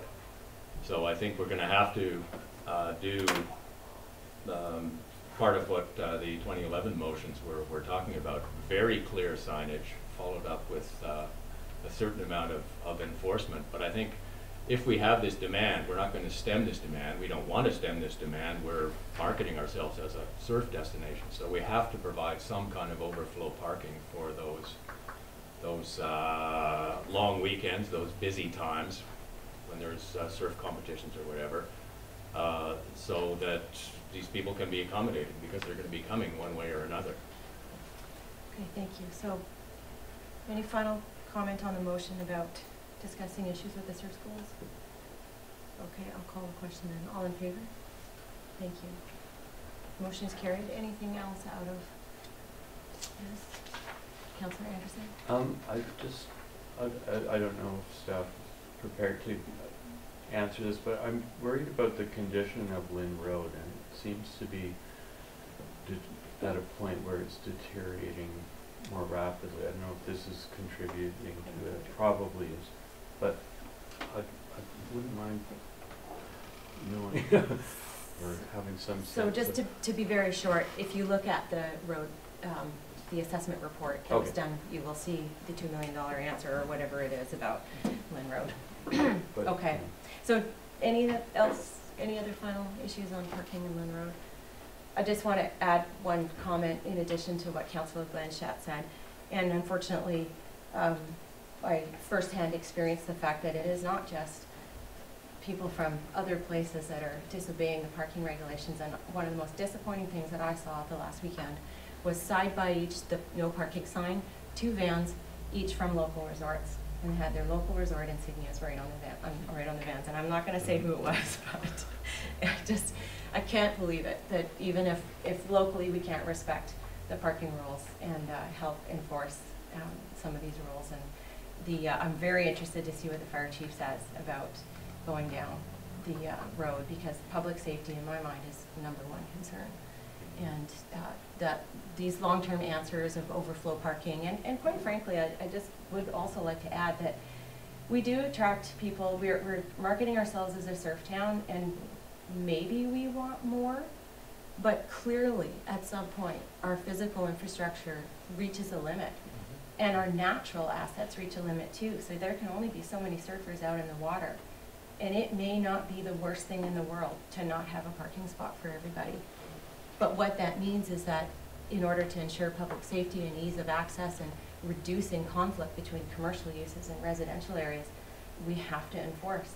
And so I have to say I really agree with some of the sentiments that have been already expressed, that we might be in a situation now where we just have to go hard on certain areas at certain times and be prepared to do that and send that very strong message that we take public safety very, very seriously. So those are my closing comments. Thank you. All right, thank you everybody. Correspondence from the ACRD requesting a letter of support for the gas tax fund application for navigational aids out at the Long Beach Airport. Councillor Burke. Yeah, I'll make a motion that we write a letter of support for the, as requested by ACRD. Thank you. Second. Okay, moved and seconded to write a letter of support. Any discussion on that? Okay, oh, Councillor Blanchett. I was wondering if this has any implications regarding our own gas tax applications. Well, I suppose in the sense that there'll be a number of applications to the Strategic Priorities Fund and only a certain number can be funded, but it's not coming from the District of Tofino. The application So it is wouldn't coming from the conflict with district, our own applications. No, not in that sense. Okay, we'll call the question then. All in favor? Thank you. Motion carried. Okay, so we're at the end of our correspondence and moving into reports. And our first report is the Tourism Tofino 2015 budget review. There is a recommendation from staff that after their review, etc., that the budget be approved. Councillor Burke. For the purpose of discussion, I'll move the recommendation. Okay. Second. Is there a seconder? Okay, so the recommendation's been moved and seconded, and Councillor Burke. Thank you. First of all, I just want to comment that I'm surprised. This is an important document, and the district does actually have an important role in relationship to Tourism Tofino. So I just want to note my disappointment that they are not here to present the budget and be available to answer questions. I understand it's gone through staff review, but I think it's an important message that while the money is collected through the hotel tax, and the hotels are the stewards of that program in that sense, it is the resort municipality of Tofino as a whole, and we have responsibility to that municipality to have our eyes on this and to have our questions answered. So I've said that piece, and I hope maybe as our representative on the tourism board that if the council feels that way as well, that gets communicated around expectation. Secondly, there's a budget item, it's small, it's $20,000 from the District of Tofino. That presumes that that money is going forward. There certainly would be a case made for that, but I'm not sure that that really was what was anticipated in our budget, so I don't know what that means about us adopting it as it stands. Okay, thank you. Nyla's walked in at exactly the right time, maybe. Sorry, do you want to just restate your question and maybe about the 20,000? Well, there is the 20,000, and there may be other elements in or line items in the budget that reflect back to the municipal budget, and I'm not quite sure if our adopting this presumes certain monies from the municipality or other things, and give us a comment. Through your worship, so the two amounts that are reflected in our budget are the MRDT transfers and the $20,000 grant. $20,000 grant is established by bylaw, so including it in our budget is not out of the ordinary, and it would be okay to approve it at this level. As well, the transfer of the MRDT funds is through another agreement as well, so those two items are required to put into the financial fund. Yeah. Thank you. Any other questions or discussions on the motion? What was the motion? To approve the budget with Councillor Bart's comment noted about the lack of presentation, and I can certainly take that back. Councillor Blanchette? In Nyla's report, she says the budget, we're supposed to receive the Tofino Tourism budget before February 1, and we actually received it 13th of March. We're supposed to respond in 20 days, and we actually took about 30 days to respond. Should those timelines be amended, or is this kind of a one-time thing that just happened this year, I wonder? Thank you for your question. Through your worship. So we've had a bit of a struggle meeting timelines in the prior agreement, and we tried to fix that up with this agreement, but I think we're still just trying to find some timelines that will work for both parties. It's difficult to line up with Tourism Tofino's AGM, and it's very difficult for us to get that information and then get it back to council. So we turned it around as quickly as possible. I'm going to have a chat with them and see if those timelines do need to be amended. Ideally, it is approved before it goes to the AGM, and council has an opportunity to make comments. But this year it was unavoidable for whatever reasons on their end. Yeah. Councillor Thurgood. Okay, I have a question that I don't know. It's to do with the ambassador program that we provide some funds for this program to be operated. I don't disagree with the ambassador program, but we've been doing it now for at least 3 years. 3 years, you mean? We've been. Sorry, I thought I heard you say 30, but I think No, I three. misheard you. Three, sorry. Yeah. We've been doing it for at least 3 years now, contributing. And, you know, I'm to the point of saying, when does it stand on its own merits? Supported by the businesses, and whether we should be funding it. Now, maybe I'm going into a different area by saying, do we have to continue funding it? I mean, if that's council's wish, it is. I mean, but can it be changed, or can we look at it to be, if we want to change it? So we have already provided early budget approval for the portion of our funding this year. We made that decision a couple of meetings ago. Mm-hmm. So our next opportunity, that's a one-year agreement, and so council next year will have the opportunity to discuss and decide whether we wish to continue funding the agreement. This seems to get slipped through every year. I miss it every year that we want, because it comes up in this package and not pointed out or brought out in the early approval. So this year, it was distinctly brought out. We went through a single motion and provided early approval, and you may have been absent at that meeting. No, I was been here for the approval, okay. But I wasn't here for when it was included in the package. I was probably away then. Okay. So when the authorization for approval came, I was here. Right. But any discussion before that, I was There was away. no discussion this year before that. In the past term, I know you've raised this concern before, yes. and there isn't full agreement amongst council, and but okay. You have a full year now to think and discuss and talk to people, and for councillors to discuss with Tourism Tofino, and I could certainly start asking some of those questions too at the Tourism Tofino side, and we'll see, especially the outcome of the province's decision, which I don't think they've made yet around the capital fund. They have. No, so there may or may not be reallocated money for Tourism Tofino to be considering, in which case they may see a better case to fund more of this themselves anyhow, or to deal with the businesses differently. Through your worship to Councillor Thorogood, I just had one comment about that, and the reason why the district came forward, or staff came forward, to extend our agreement for a further 1 year. Beyond the 3-year agreement we had, is that Tourism Tofino's, the expiry of their agreement with the chamber was to fund it into 2015. So rather than receiving their funding, not ours, we decided to move forward with 1 more year, and 1 year only at this point.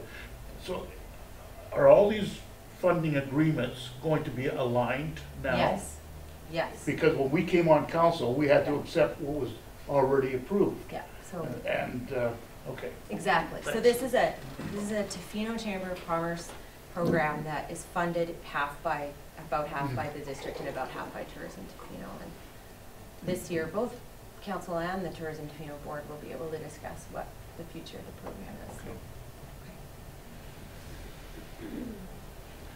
All right. Any other final discussion on the motion to approve the budget? Okay, I'll call the question. All in favor? Thank you. Motion carried. Councillor Thurgood, did you have another question? There was one item, and I got to say that it was not I didn't find it, but there's an item or a budget listed $74,000 as other. And I was just wondering what that 74,000, I can't find it right now. Okay, we can discuss it later and Okay. find out. All right. Okay, thank you. Okay, so moving on, we have the official community plan consultation. And I think this is almost a bit of a housekeeping thing, but Aaron, you have a few more. I have a really short PowerPoint. Oh, a PowerPoint, okay, bring it on. We've only had one. Thank you, it'd be nice to get a little update on this anyways.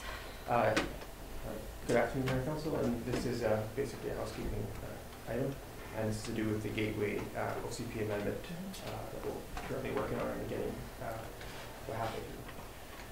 So just a brief reminder, the Gateway area starts at roughly about Olson and it goes to Campbell Street. It is currently a form and character development permit area, and that's what the guidelines that we're working on they're also form and character development permit. It's an OCP amendment, and therefore consultation is required. So far, on our consultation process, we've met with stakeholders on site, and we went through a design process with a number of stakeholders who were interested within down here at council chambers. And then we took that information and sent it back to consultants to sort of start generating the guidelines based on the design that the stakeholders came up with. The next step is to review the draft, and then following that, adoption. This will be committee council at the next CAL meeting on the 27th. Collect Parsons from City Spaces will be presenting a sort of high-level overview. And so with an OCP, there's some statutory requirements. We need to go and talk to our neighbors, basically, so we can talk to local First Nations who were invited to the original meetings. The ACRD, Equal School District, and the Ministry of Transportation. The Ministry of Transportation were also invited to the original process, but chose not to attend. We'll be reaching out to all these folks again now that we have a draft we can talk about. The folks that so far we've consulted are the design review panel were invited, the downtown finalization committee, all the property owners along the gateway area, the development, and the ministry. So again, next steps, we're going to provide the draft to the stakeholders by email. We're going to present a council at the next committee vote, following that, we go do a first and second reading, then we go through our required public hearing, and then following that, we'll be looking for adoption. And that's all I have for you today. Okay, thank you very much. Councillor Bart. Yeah, thank you. Just curious about the forming character as opposed to the zoning as part of the review of that area. What is presumed as the zoning, or what is the zoning of that area in that DPA? So again, as you rightly divide, the DPA is forming character, so it's about what the landscape looks like, what the buildings look like, what the scale of the buildings are. Zoning is something different in that area. We have a mix of industrial zone, commercial zones, and residential zones, like multifamily residential and single-family residential, waterfront industrial, upland industrial. And so the current zoning is all over the map. And so this project sort of aims to figure out a way to at least visually link those elements together and sort of respect what was there. As far as the zoning amendment, I've never gone down the zoning amendment road with this process. Well, the reason I'm asking is normally like the OCP review. OCP deals with zoning, does it not? OCP talked about what land use may be, it doesn't deal with zoning. Zoning is a tool to implement the OCP. OCP, okay, I get the order of that. All right, so presumably, depending on what comes out of form and character, might determine some zoning in this DPA or not? It may obliquely, so if, you know, if we talk about what a property wants to look like, how far it is close to the road, how tall it is, what kind of massing, that will affect things like parking, which relates back to zoning, but just that way. Zoning will, if someone was to come to Tofino, the district, and ask to rezone a property, the first thing we look at would be OCP for that area. So this report wouldn't address use at all? Like, for example, one of the things, the question that was driving this, from my point of view, is how is it distinctive from downtown core, which to me is about, in part, use. So if we don't address use in that, I feel like I'm back to square one on my question. I don't know if I have an answer for that. But that was the question. How is it different? How is it distinct in use, form, and character? Sure. Anyway.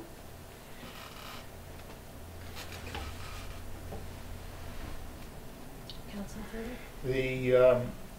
You mentioned right at the outset about it going almost to Olson Road, or to Olson Road? Almost to Olson Road. So almost. It goes to basically the, on one side, the future waterside development, part of Marina West, that big expanse of land, that sits inside the gateway. This sort of larger property, with a redevelopment a couple of years ago to the south, that is outside. Outside. And then it also, it's sort of, the Surf Sister side is the other side. Once you go to the other side of Surf Sister, it goes into residential development at Nielsen Place.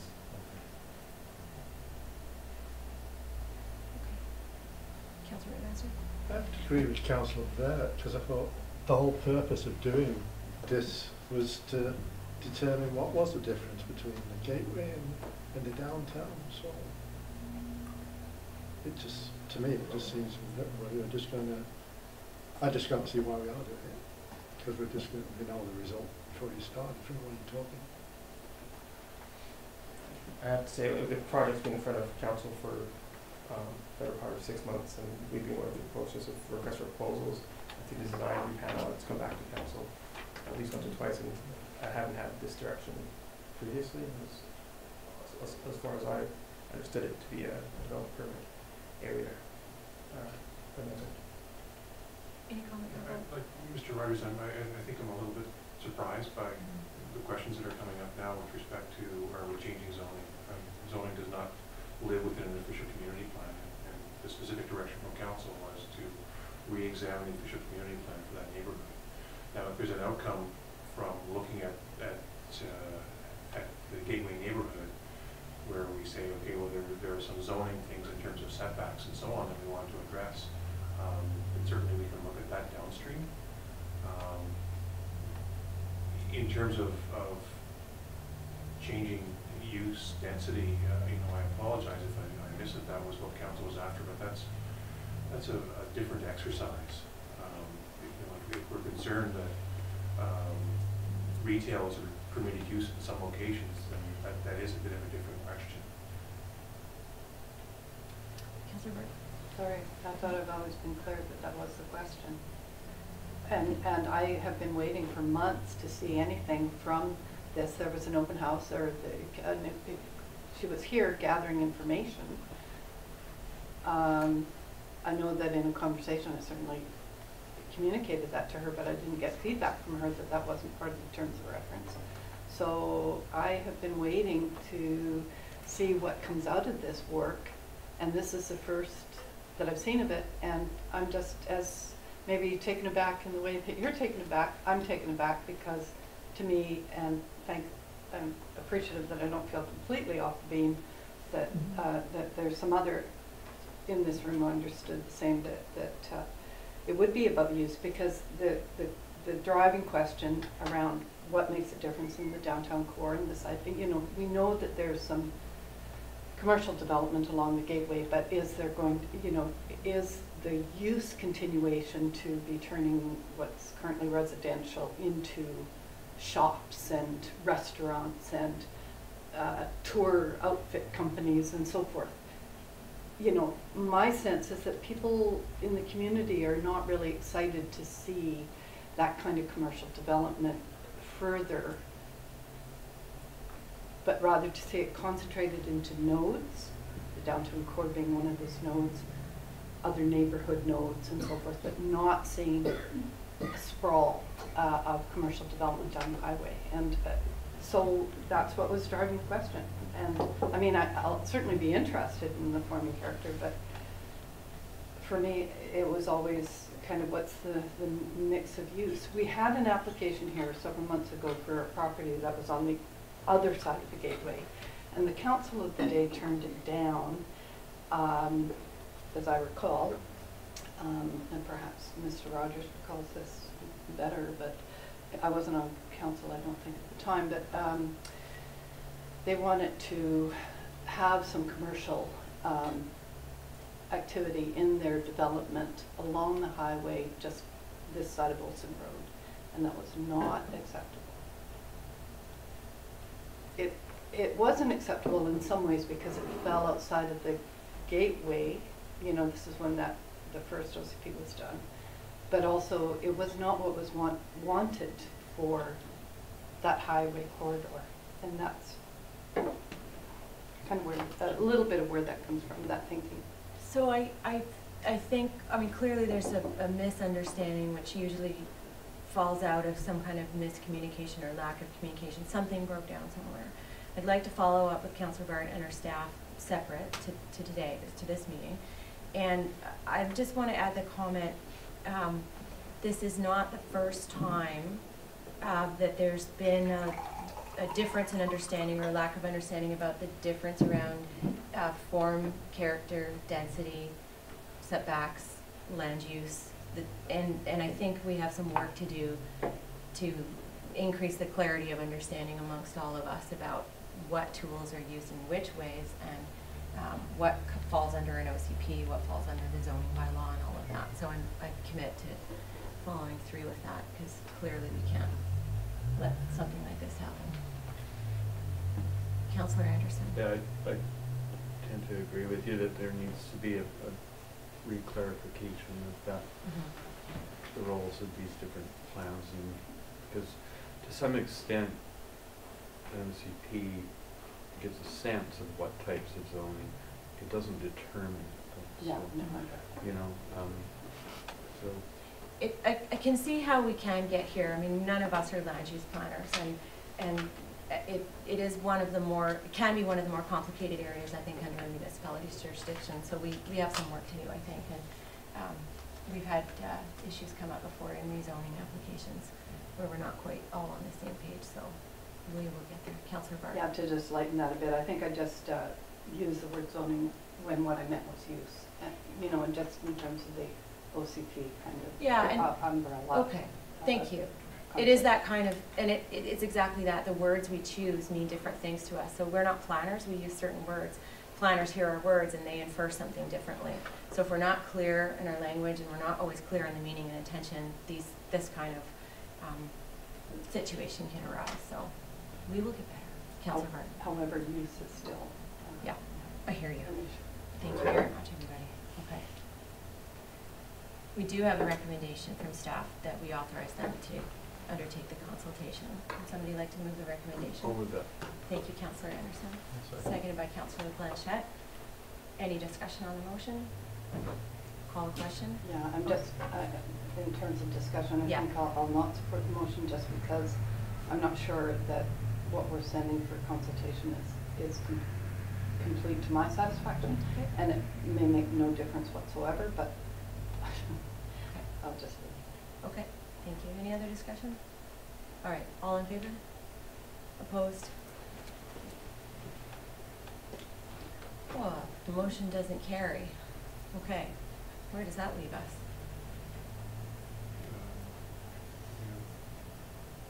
Council is welcome to introduce another motion if they wish, or staff can come back to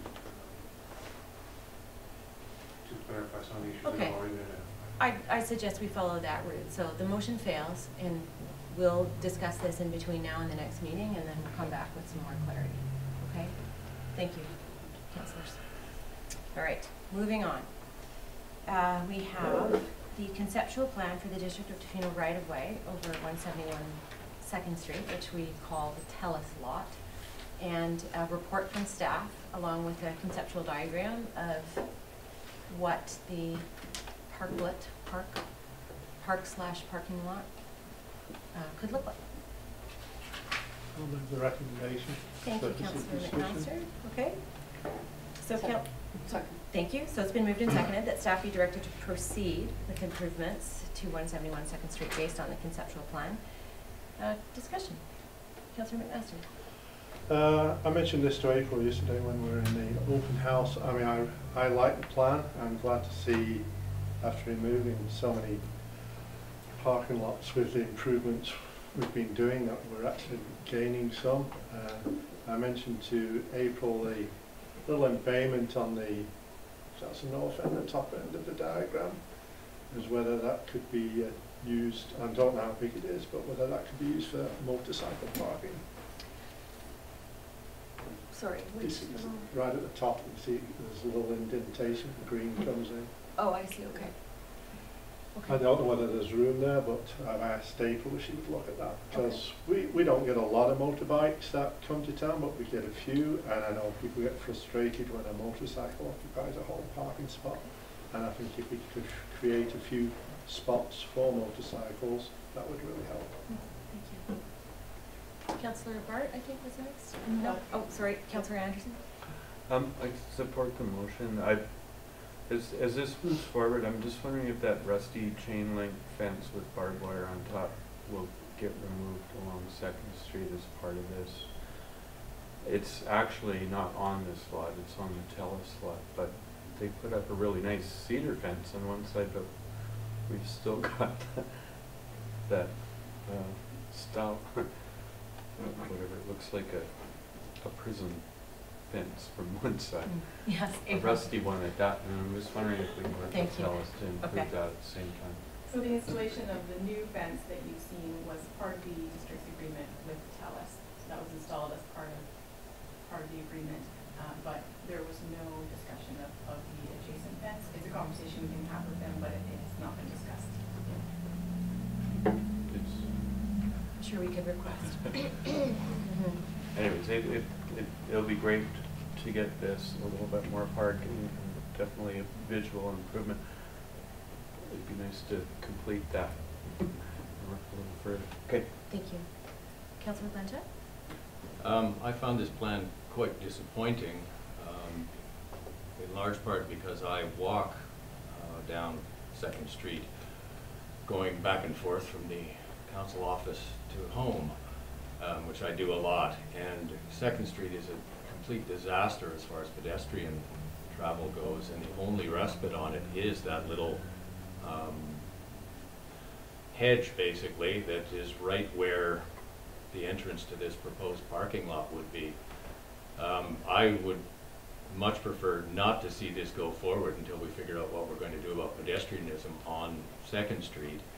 I also question what area this parking lot is servicing. It's kind of plunked in the middle of nowhere, right beside another great big parking lot for the liquor store and Gary's Kitchen. So I see this as a step back. I would rather just see it left as a kind of a little community space, beautified, and until we know what we can and should do with it. I don't see somebody driving into town homing in on this little out-of-the-way parking lot. There's really no reason for them to go down past the fire hall and find this parking lot. So just by way of a bit of response, I don't think that was ever the intention. This was a set of negotiations that the District of Tofino had with TELUS. This is TELUS-owned land that they have given us a right-of-way. It is already asphalted, and so to rip up that and to build a park would be more expensive. And so past discussions amongst council has so far come forward with staff to this solution as a combined park-like space with a little bit of parking. So no one's going to drive into town knowing it's there, but when they go to Sobo for lunch, they might be grateful to find a spot somewhere that they can't find one right now. would be my response. I think the length of time before we get to addressing 2nd Street there and pedestrian safety is too far ahead of us to forego an opportunity to do something with this space right now, because almost anything is going to look better than what it is right now. But I would ask council for other opinions. Councillor Bart? Yeah, the fact that it's asphalted has kind of moved my opinion, because I had originally considered this as being perhaps a space for community garden and that kind of meandering and seating that sort of walks the one access road, so the street's very intense. And we do have the village green, but we don't have many little kind of spots to stop and just consider. But it does have already some of that industrial kind of development. So if we proceed with this as a parking space, I look at it as the offset to greening up more of Main Street in terms of the plan, that we not be driven entirely by parking on Main Street, that this is just, you know, a block and a half off Main, and that to me is quite acceptable as part of the calculation. We have a lot of parking and, you know, we're just needing to manage it differently.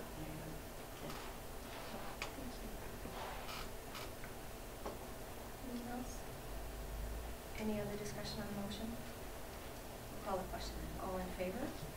Thank you. Opposed? Motion carries.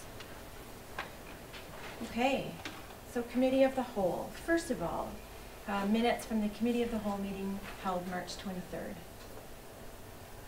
Move adoption of the minutes. Move receipt. Receive. Yeah. Thank you. Councillor McMaster moves receipt. Seconder. Thank you, Councillor Bart. I'll call the question. All in favor? Thank you. Motion carried. And the recommendation that came out of the Committee of the Whole to that the Blue Dot resolution attached as Appendix 1 to the staff report Blue Dot dated March 23rd, 2015 be adopted. Move adoption. Thank you, Councillor McMaster. Seconded by Councillor Bart. Any discussion on this? Councillor Blanchette. I'm very much in favor of adopting this. I read it over and didn't see any red flags, but I have very limited experience as a councillor. So I would like to hear my other councillors say they have read it over with their eagle eye and do not see any dangerous red flags. Thank you. Councillor Bart. I'll comment on that. We had it presented to council. We had read it over. We did give staff feedback. They did make changes. I'm sure you have read it over, and I'm satisfied to move forward with it. I think it's a highly supportable program, but I think we've done our due diligence. And I appreciate staff and the mayor also with the time spent on it. Councillor Anderson? I guess if there is one red flag, I think it's pretty much a motherhood kind of issue, but it may add another level of oversight, meaning bureaucracy, to all our processes. Mm-hmm. So that's, I guess, the downside. I agree with what Councillor Anderson is saying. Actually, it was mentioned at the AVICC on the weekend that it could open up another can of worms. Whereas, we're using we here are using common sense, hopefully, on our decisions, and this is just another blanket to go on, and I may have concerns. I'm skeptical about the legal ramifications in the future on some issues that may come up, but in the future. Councillor Bart. In terms of our position on it as council, I think we can feel comfortable in that we have supported the B2A, the sustainability division. So how this would break down in terms of staff focus and time integrates really well with what we've already approved. So this takes it into just other levels around government support, to higher levels of government to incorporate it. But I think as a community, we've already adopted this, these initiatives and this momentum. I agree. I think this fits in with the values and principles that we already have here at the District of Tofino, and I think our staff have done a fantastic job of working with the draft resolution that came from somewhere else to address some of council's concerns so that we don't add too much of another layer of bureaucracy, that we're not requiring full cost accounting, that it absolutely be done the way that perhaps had originally been envisioned. And in discussing this with other municipalities at ABICC this weekend, it was kind of relieving to hear that similar concerns have been expressed in other municipalities, and each municipality has made a few tweaks and changes. But the intent of the declaration remains the same, and I'm really proud of the District of Tofino for considering this. Any other final comments? No, I thought we debated it quite well last time. I raised the bureaucracy concerns, and I've done over the document with my jaundiced eye rather than my evil eye, and I can live with it. Thank you. Councillor Blanchette? This would refer to a subsequent motion, but this is a really sweeping statement that kind of should and hopefully will inform everything we do from now on. People have the right to live in a healthy environment. That's big, and I wonder what council would say to the idea of actually getting this printed out and framed and putting it up on a wall in the council chamber, just so it looks over us in our future deliberations.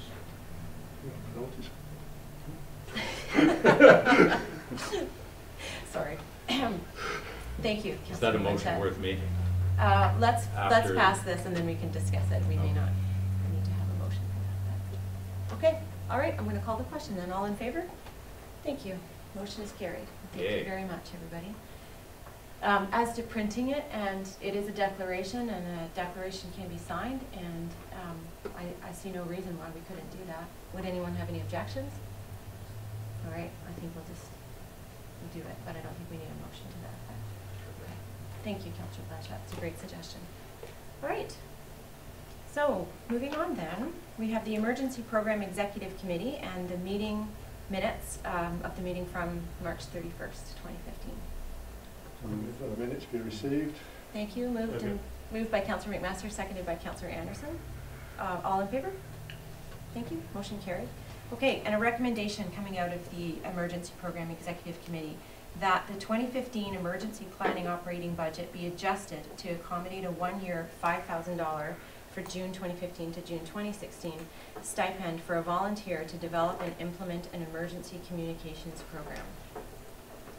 Councillor McMaster, you were, I'm afraid I wasn't at the meeting, and you were, so maybe you want to lead us off in some discussion or provide a bit of background. Yeah, I'll move this recommendation. Okay, hang on. Have we got a seconder?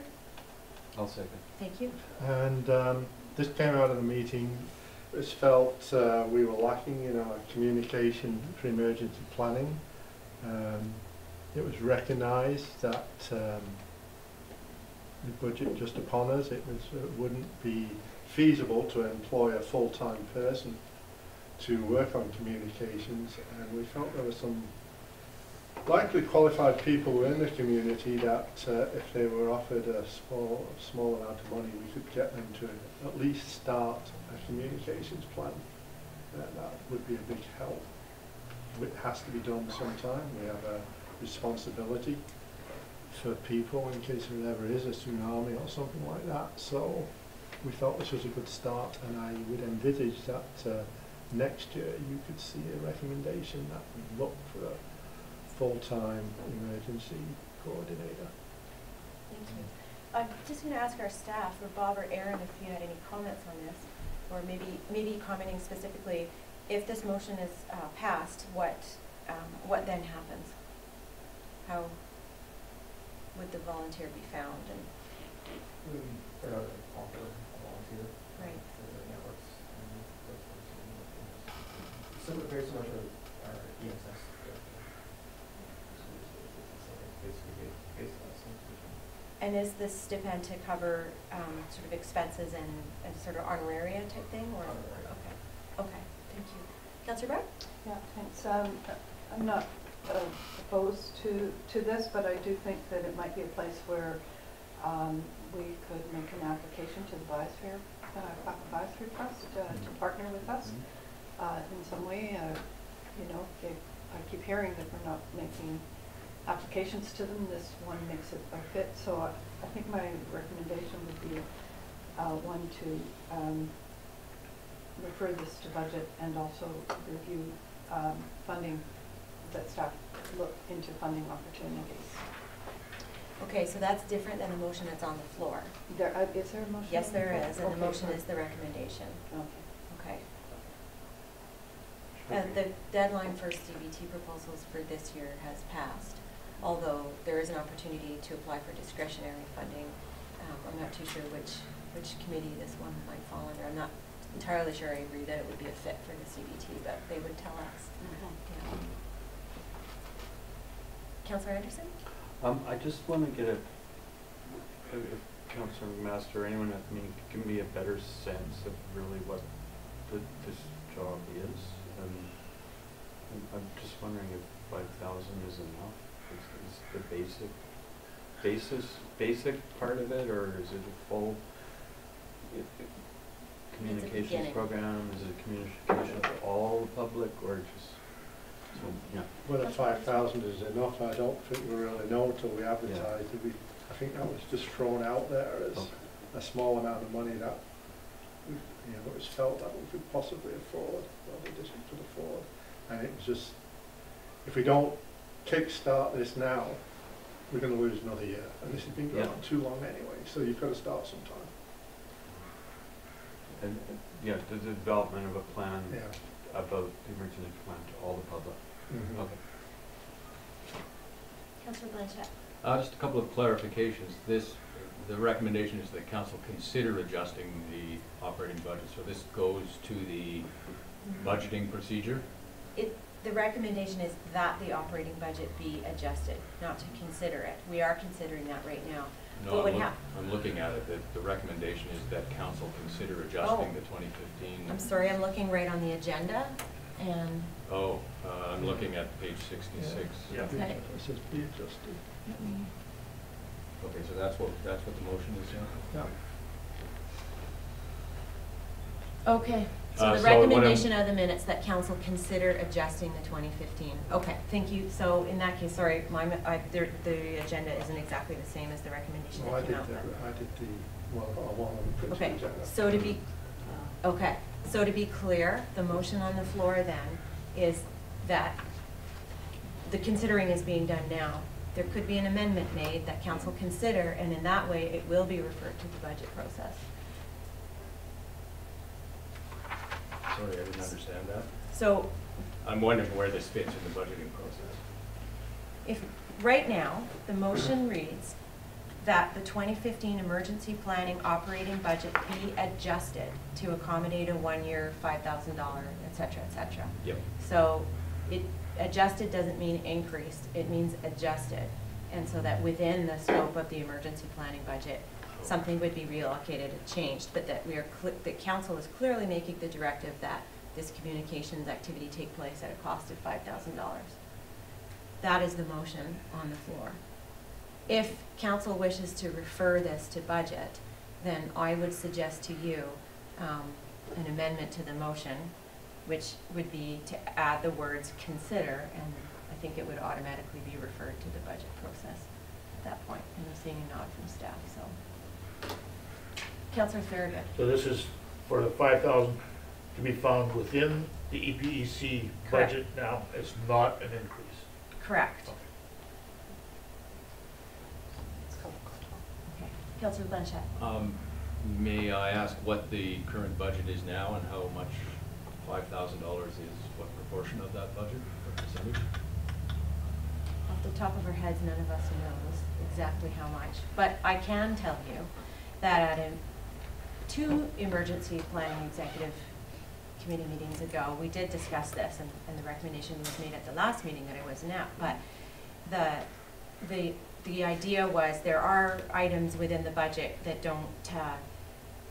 they didn't provide any emphasis to the importance of communications, and there was discussion around potentially moving something out of the tsunami siren reserve, for example, and bumping up communications. So if 20,000 right now is put away each year for tsunami siren reserve and it takes 3 or 4 years to actually collect the amount for a single siren, then the committee's discussion was communication to the community about the program and about the plan itself is more important than putting exactly $20,000 away. So they suggested at that time, why don't we change it to 15 and 5? And that might be what our staff do. And we will have an opportunity to talk about that during budget.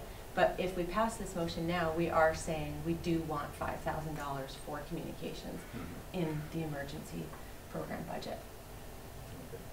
That's clear? Okay. Yes. Okay. And one more clarification, I was at an emergency social services meeting a couple of weeks ago at which the subject of, or the topic of communication came up.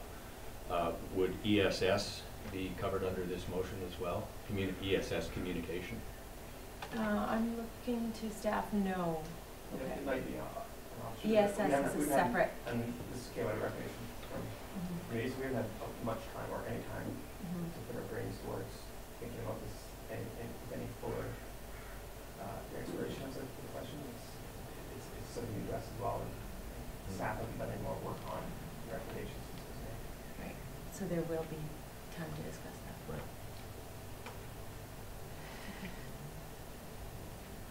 All right, any final discussion on the motion? I will call the question then. All in favor? Thank you. The motion carries.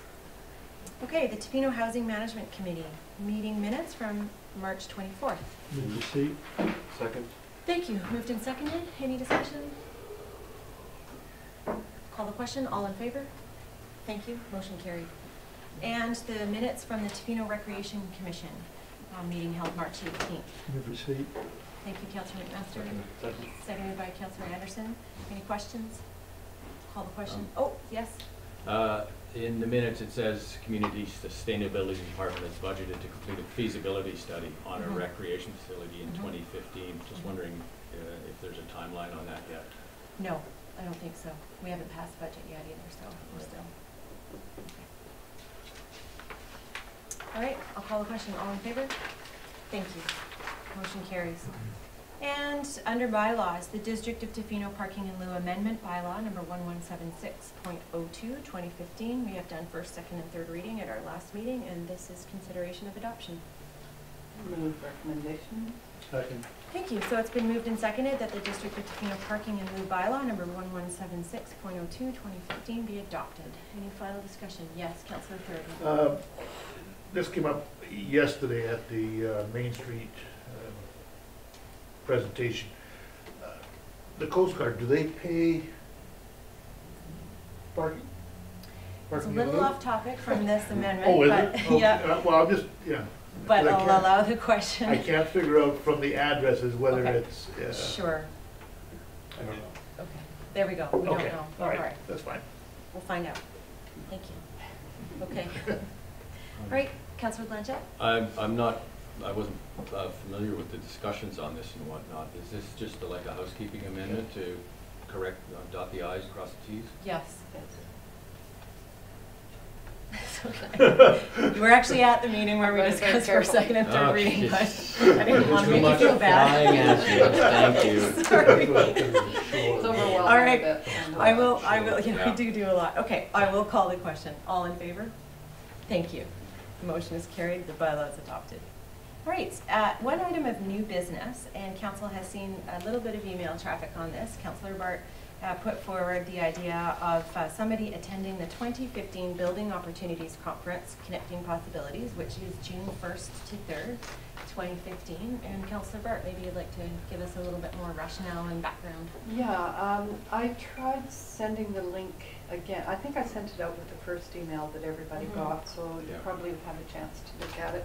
Tried resending it again, but I seem to be having some problems on the exchange email. So anyway, but for the public as well, lots of scenarios around, you know, how people deal with issues around attainable housing and so forth. And this is a kind of collaboration with the real estate industry and insurance and financiers and so on and so forth, where there is kind of access in a kind of trade and workshop forum to really kind of, that's my ideas, and maybe think a bit out of the box about how to address some housing opportunities. And I think that we should have a presence there because we're just on the threshold of really trying to tackle that issue. When I sent the email out, I maybe suggested someone from the staff, you know, may need to vet this a little further. I tried to make a follow-up phone call. I've just been so incredibly busy and just couldn't quite reach the right people. So just to go figure out how deep we should go, but I certainly think at an entry point we should go. I personally would like to attend. I've decided not to attend UBCM this year, and I think there's a whole other discussion about that, but would maybe ask council to consider that maybe I could attend this, or whatever council considers is appropriate for this particular conference, and do so with the expenses covered. I also am quite prepared to look for any funding grants that might be available. So just for Councillor Blanchett's benefit, in the past term, council had a policy around travel to conferences outside of ABICC and UBCM, and we made some adjustments to that policy, and whenever a councillor wishes to attend a conference, then they bring it forward and council considers and then makes the decision. So Councillor Bart's provided a rationale. I would certainly support your attendance at it and ask other councillors how you feel and call for motion. Yeah, I'd be happy for council to attend. I just wouldn't know whether a staff member, you know, whether it's... It is at their discretion, and they don't require a council motion to use their judgment in which conference. Just for the sake of continuity. Yeah. Good, thank you. Sorry, just, is it a 2-3 day conference? Yeah, it's like a 2.5 day. Yeah, 1 to June 1 to Where is it? It's in Vancouver. It'll be 2 nights accommodation. Probably. Yeah. Okay, well, I'll move that Councillor Bart be authorized to attend the 2015 Building Opportunities Conference and report back to council. Second. Thank you. Councillor Blanchett. For me, this raises the question of where we are, who or what is going to advance the housing issue. We have a... So Councillor Blanchett, I'm going to ask, maybe we'll just pause that conversation because we're going to focus our discussion on the motion, which is just about attending the housing conference. But it felt like you were discussing. Oh, okay, I thought you were going down a bigger housing. No. I mean, it's like who should attend. We haven't. Right. The THMC is in some kind of limbo now. Mm-hmm. I think if we're going to strike a body to advance the housing issue, whether it's the committee of the whole, whether it's another housing corporation, maybe that's who should be attending, and that's who should be fact gathering and whatnot. I'm a bit concerned that we have this looming issue before us, and I don't want us to go into a kind of a relationship building or a fact gathering mode, which tends to kind of stall everything off. Right now, I feel like we're in a bit of limbo because we're waiting for this needs assessment to come back in a month, and so nothing else is being done, to my knowledge. But you know, we know that a developer is going to, or we have reasonable certainty that a developer is going to be involved in our ultimate solution. So we should be looking for developers. We should be developing relationships with developers. We know that a good possibility is a temporary use permit. That we can be advancing, you know, creating ideas around that. We can start listing solutions. We can start an informal public consultation process. You mentioned at the ABICC that a real head scratcher for you was the glacial pace at which governments tend to move. And one of the reasons is that they only seem to do one thing at a time, and one thing takes a long time, and then you put your other foot down. Whereas this is an issue on which we can move forward on several fronts, and it's such a pressing issue that I think we should move forward to it. I did some looking around on the website of this social purpose real estate, and it's a group of funders, investors, and government representatives that engages and invests with social purpose real estate. But they say It's not a funding program. They say collectively we help mission-driven organizations with their real estate needs. So unless we have a mission-driven organization, they aren't going to do us much good. They want the Tofino housing group, megalomania, solutions department to be going to them and then they can start directly working with that. If we just go in as a fact finder, I'm not sure we're going to get the bang for the buck that we need to get on this issue. So your question is, who should go and whether we should go? Whether we should go, who should go, and it's an urging to let's start putting the mission-driven structure in place, right. and to maybe get and to start making some advancements on other aspects of the housing crunch. So I think Councillor Burke's been very proactive by bringing this forward, and that does demonstrate some initiative.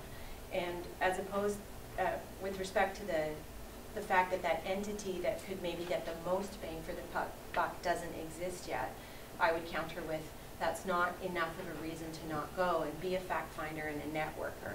And I think that one of the refreshing and enjoyable things that councillors have experienced over time about going out occasionally to conferences like this is being exposed to new ideas, testing out ideas that we may have here in Tofino, and making some really important connections, meeting people that you otherwise might not ever meet. Mm-hmm. Myself, I feel the value is in that enough to send Councillor Burke. As to who wants to attend, if there's another person who wishes to attend too, then let's certainly discuss that. Generally, our practice has been kind of maybe one extra conference a year per person, and not everybody chooses to do that. So each councillor's been very judicious, I think, about pursuing their own personal interests and reporting back to council, and keeping their travel expenses, in my opinion, very moderate. So I think I'm very comfortable with going now. We're considering this now too because the early registration ends soon, and if we waited, we would be paying even more to send somebody.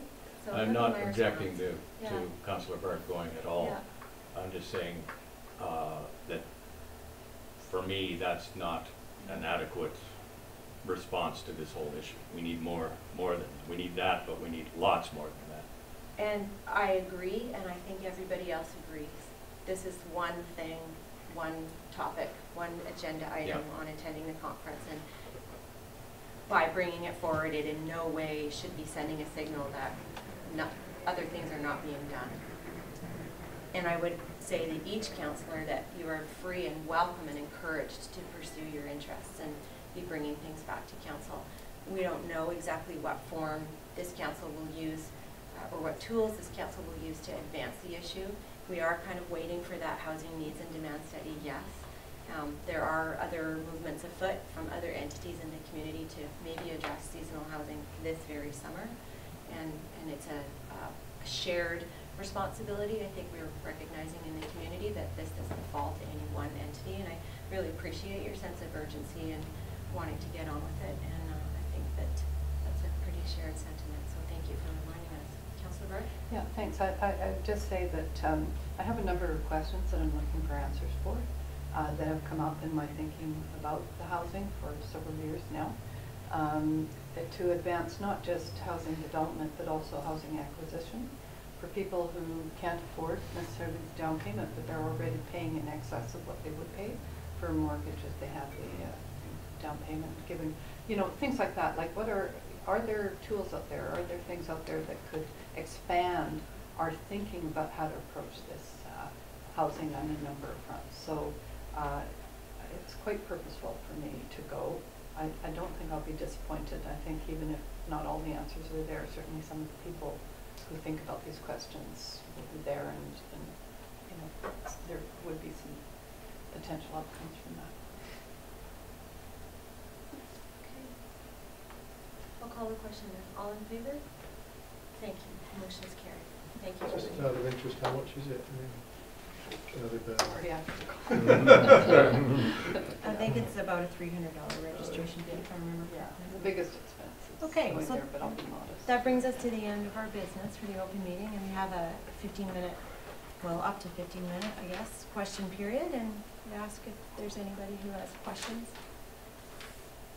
I have Statement? a question Yeah, please. about the Blue Dock Declaration. I was just curious if this is the final step, if Tofino has now adopted this declaration? Yes. And if so, is there going to be a public sort of announcement or anything like that? Yes and yes. I think when Councillor Blanchette brought up the idea of printing it and signing it and having it hanging in the council chamber, to me that's an invitation also to make a public announcement and have a bit of a thing and say that we did this. So thank you. Thank you for sitting through our meeting and coming and watching us do that, because your email was great and I know it was important to you. So thank you. Yeah. Thank you I'm really proud of Tofino for doing this. So it's awesome. Thank you very much. Okay. Anyone else? Andrew? No? No? Yes. Yes, in regards to the letter of Mr. Dusseault, I don't really have the feeling that Tofino Mayor and Council are very serious about public engagement. We hear Councillor Anderson say that this is on the list for Council, that they really want records or council meetings being recorded, and he flops out amounts of $30,000 to $60,000 in order to make this happen. Meanwhile, you have a member of the public sitting who volunteers his time to record it, edit it, and put it on YouTube. You guys just wipe it under the table. In the same meeting, you're talking about like up towards 10,000 or in excess of 10,000 in educating people on clearing up their dog poop. This is absolutely ridiculous. It just doesn't really feel like you guys really want it. From the emails I've sent to you, like, never heard anything back from you, Councillor Anderson. Actually, from most of you, only from one councillor I ever got an email back, and from the mayor. So I think you guys are not really interested in public engagement. It's being stated here that Mr. Dusseault doesn't really understand it about all the options and whatnot, while he makes use of my service that I put online, and he is actually now engaged with the district of Tofino. Meanwhile, you guys, I think it's easier when you have a not engaged, uninformed community, because it makes things way easier for you. And regarding this whole meeting, and I see like there is so much talk, so many things are being referred back to staff that never come back. We hear examples about like Lynn Road and whatnot from 2011. Things went to staff, never hear anything back of it. So I'm sitting here through a meeting again for 2.5 hours. It's lots of talk, barely anything gets accomplished. Like it is like, I kind of can almost imagine that you don't want this out on YouTube, because it is like what I see what is being done here. And that's my reason. I've been sitting here for a year, every meeting, and I decided like the general public needs to see what's going on here, like what's happening in this town. And there's many people who make use of this service, and then to hear that $30,000-$60,000, like that's what it will cost us, that is just ridiculous. Like I don't believe that mayor and council of Tofino are interested in public engagement, because otherwise you guys would have responded differently on the letter from Mr. Dusseault.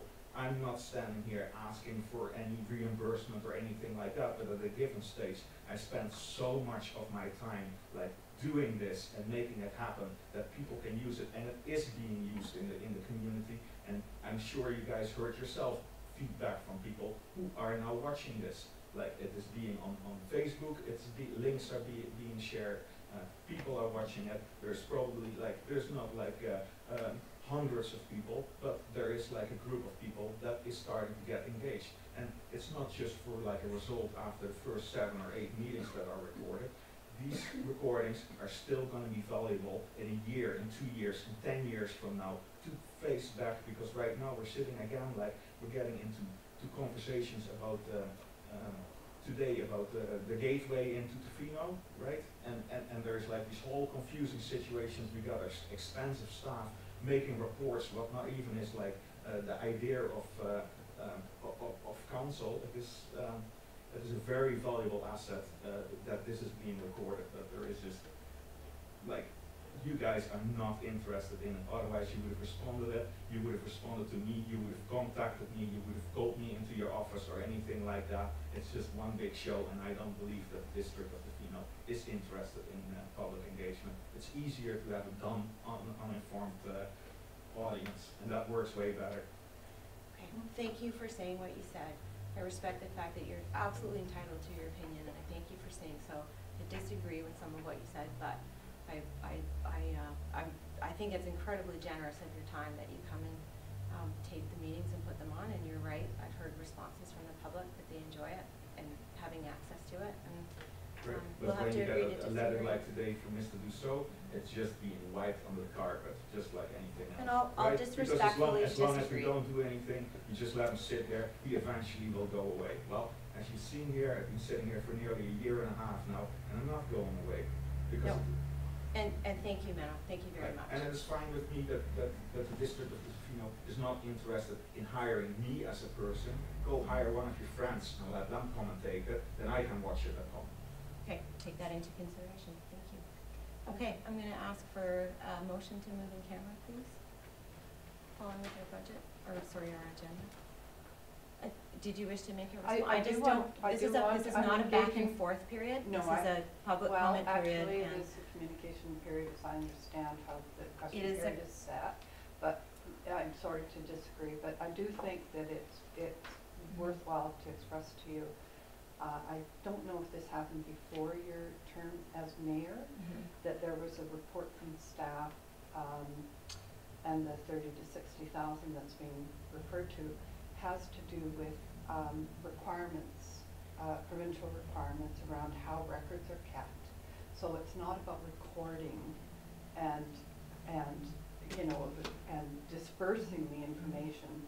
It is about all the other things that have to happen, and it's kind of, you have to weigh what are all the tools of communicating and responding to the public, and how do you translate that from a tax point of view. So to take something that has a certain level of cost consistently, when 1% tax increase is equal to about $20,000, 3% for that one piece, I think the council of the day just had to say this, you know, we have to find some other ways. So that's just to give you background on that.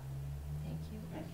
I think that, sorry, I'm going to end this now, and I'm going to, no, I'm sorry, this is not a back and forth session, this is a question period for council procedures. 15-minute question period. It is a, and each person, according to the council procedures bylaw, has up to 2 minutes to speak, and so I'm going to respectfully ask that we end this now, and I'm going to ask a councillor to please read the motion to move in camera. That the meeting be closed to the public pursuant to sections 91A, C and E of the Community Charter to discuss matters relating to personal information about an individual who holds or is being considered for a position as an officer, employee or agent, employee relations, the acquisition, disposition or expropriation of land or improvements. Thank you. Second. Thank you. Moved and seconded. All in favor? Thank you. Motion is carried.